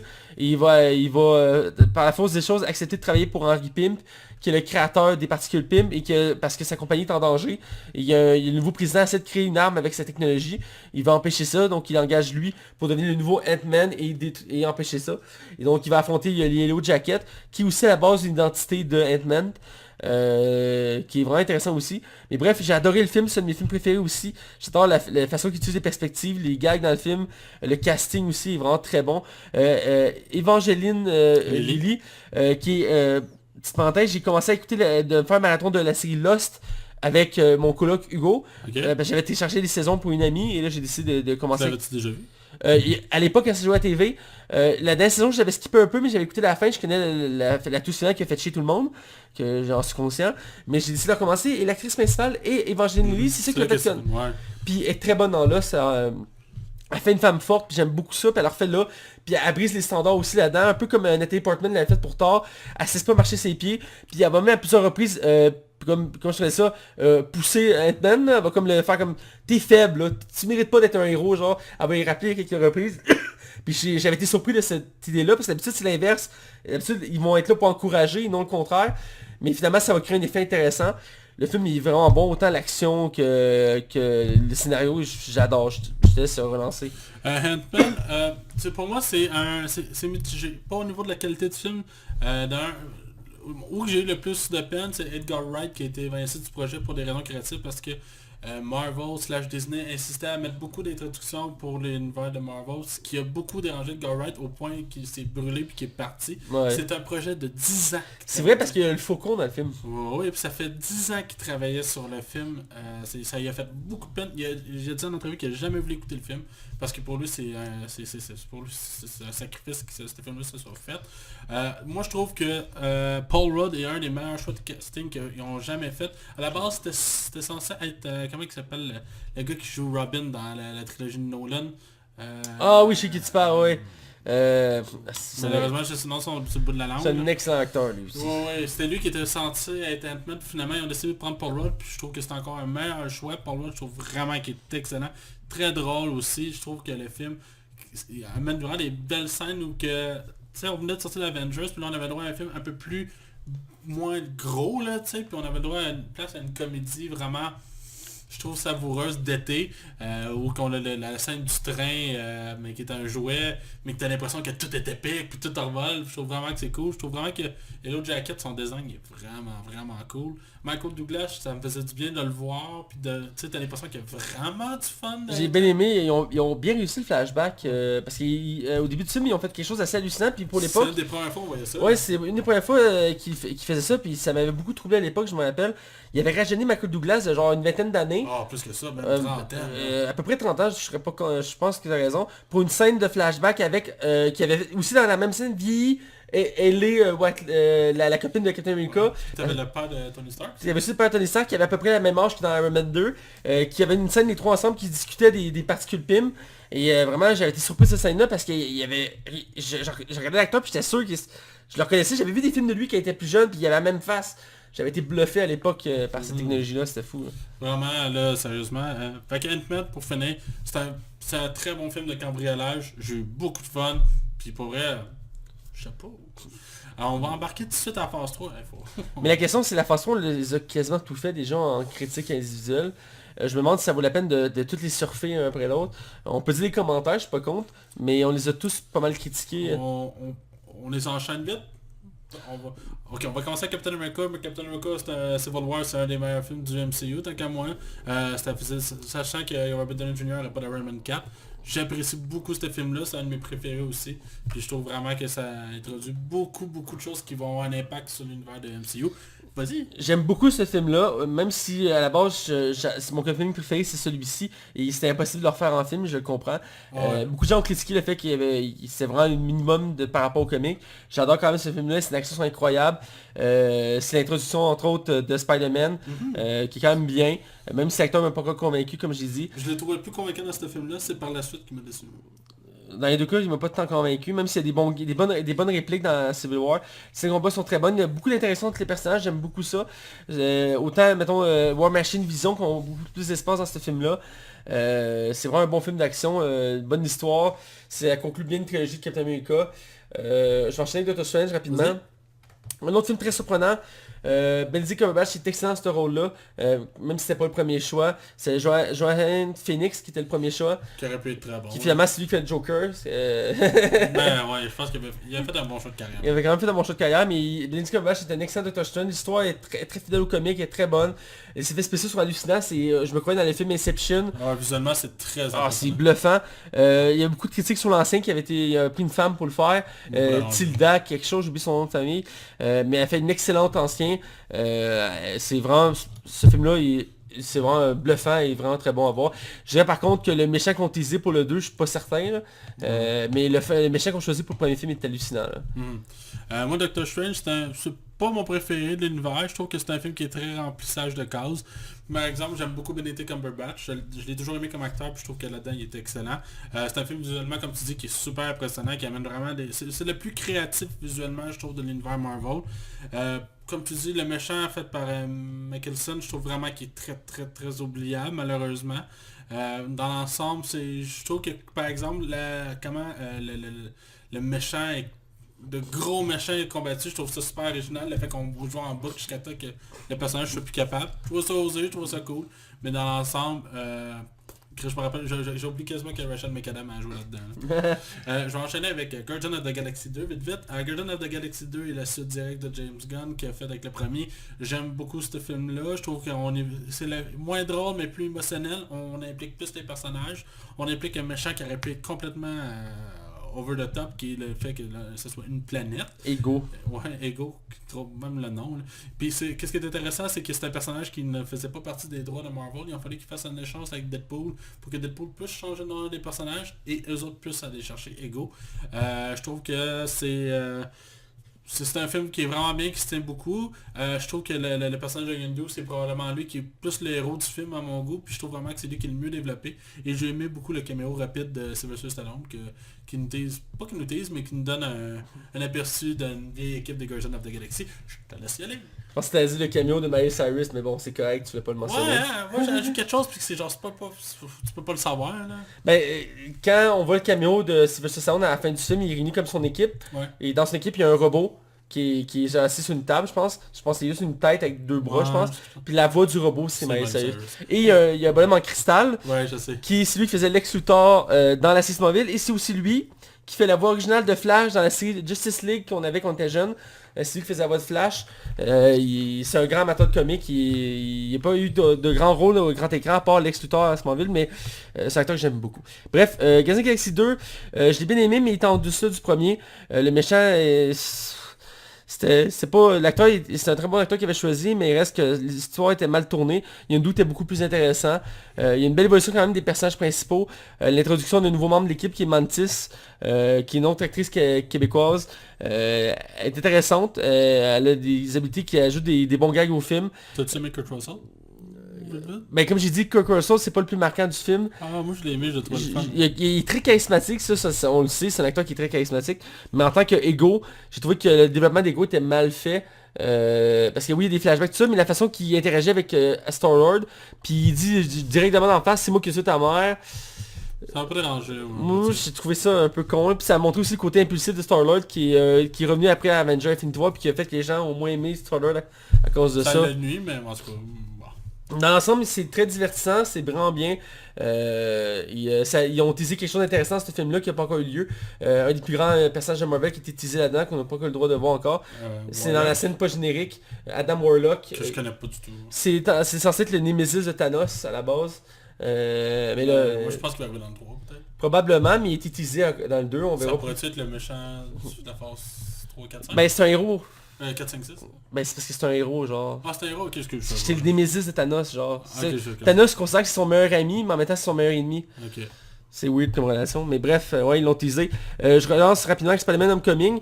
On a longuement parlé ici d'ailleurs, dans un épisode, on avait longuement critiqué ce film-là, qui a fait quand même beaucoup jaser à l'époque, quand il était sorti. Beaucoup de monde l'aime, par exemple. Il y a autant beaucoup d'aime que de haine, ce qui n'était pas le cas autant que les autres avant, parce qu'autant la première trilogie était adorée, même si le troisième était beaucoup moins aimé, autant que la biologie, les deux films de...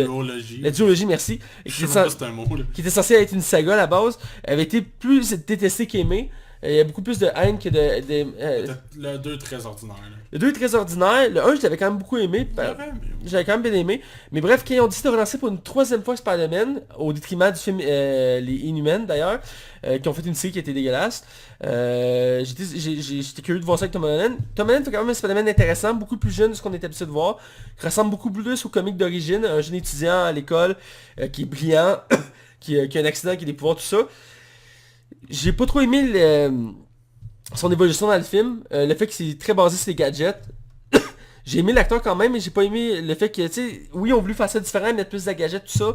Mais en même temps, s'acheter des scènes pas trop nécessaires. Par contre, l'interaction avec le méchant, qui est le faucon, mais c'est... The Vulture. Le vautour, merci. Qui joue par un excellent Michael Keaton, qui est revenu en force depuis quelques années au cinéma. C'est le meilleur personnage du film, tant qu'à moi. Ah oui, puis je trouve ça, moi, à mon sens, c'est des meilleurs méchants de Marvel. Puis souvent, les méchants de Marvel, on les oublie. Mais Michael Keaton, je m'en rappelle encore, parce que c'est un acteur que... Dans quasiment tous ses rôles, il y a un charisme fou, parce qu'il fait autant des méchants que des gentils, puis il a la gueule, là. Moi, là, j'ai écouté le film Le Fondateur, qui est sur la création de McDonald's, puis il m'a tellement fait l'haïr dans ce film-là. En fait, ça, je l'haïssais. Tu l'aimes au début, puis tu l'haïs après. Ouais, c'est ça, là, puis... C'est bien joué. Là-dedans aussi, puis il y a une belle scène dans Spider-Man, puis j'arrête après. C'est rare, mais le méchant a trouvé c'est qui le héros avant que les... Ouais, parce qu'il y a une scène que avant l'inverse, là. Ouais, puis c'est une scène que les deux sont assis dans le char, puis... C'est la meilleure tension du film, là. Il y a une bonne tension, puis c'est là qu'il comme il révèle, il cache que lui est lui, puis... cette scène-là, j'ai trouvé vraiment bonne. Et bref, en tant que tel, je trouve pas le meilleur Spider-Man en soi. Je préfère toujours la trilogie de Sam Raimi, surtout le premier puis le deuxième. Mais reste que c'est vraiment divertissant, il y a des bonnes scènes marquantes. Il y a quelques petites scènes avec Iron Man qui sont bien, même si on voit que c'est un peu poussé pour montrer qu'il est dans Je l'univers. pense qu'il était payé 40 millions pour 8 minutes de film. C'est débile là, mais bref, Quand tu tiens un univers tout ça. voilà, je te laisse y aller.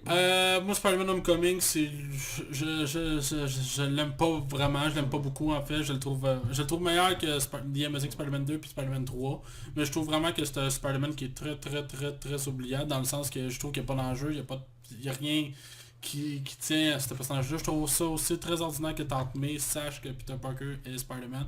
Je trouve que ça enlève de quoi un charme du personnage. Robert Downey Jr. par exemple, Tu as aimé ça dans Spider-Man et tout de Multiverse par contre. Ouais, mais c'est pas pareil, c'est pas la même chose. Je trouve que c'est Peter Parker là, c'est pas Miles là. Je sais pas, je trouve que c'est un Spider-Man où que le méchant est excellent par exemple. Ça là, moi, comment il s'appelle Michael Keaton, je le trouve super solide. Lui il fait le film à lui tout seul. Mais je trouve que les gadgets, comme tu dis, sont over the top. La tête d'Ultron, c'était dans le camion. Pour moi, c'est comme, voyons donc. Là. Elle s'allume. Ouais. Il y en a qui disaient que c'est pour teaser le retour d'Ultron. C'est un comique qui est considéré comme immortel parce qu'il réussit toujours à se télécharger une version de lui dans un autre ordinateur. Bref, même si je trouvais que c'était un film qui est très oubliable, je me suis pas attaché au personnage. Tom Holland m'a vraiment pas plus tant que ça. Finalement, j'ai juste réalisé que c'était un film d'un adolescent qui trippe, c'est tout. Puis ça m'a enlevé tout le charme de Peter Parker qui est loin d'être ce que j'aime. J'enchaîne avec Thor Ragnarok qui est un de mes films préférés du MCU encore une fois. C'est un film réalisé par Taika Waititi qui a fait un travail vraiment magistral. Je trouve vraiment que c'est un film qui est très coloré. Beaucoup d'humour, c'est plus une comédie qu'un film d'action, on va se le dire. Même si les scènes d'action entre Hulk et Thor sont titanesques, super fun, super rythmé et super drôle. Je trouve vraiment qu'on introduit... je trouve que c'était le fun d'avoir Jeff Goldblum là-dedans aussi. On veut toujours un peu de Jeff Goldblum dans nos vies. Je trouve vraiment que c'est le meilleur Thor. C'est là que Thor est venu pour moi vraiment attachant, qui est venu dans un de mes personnages préférés.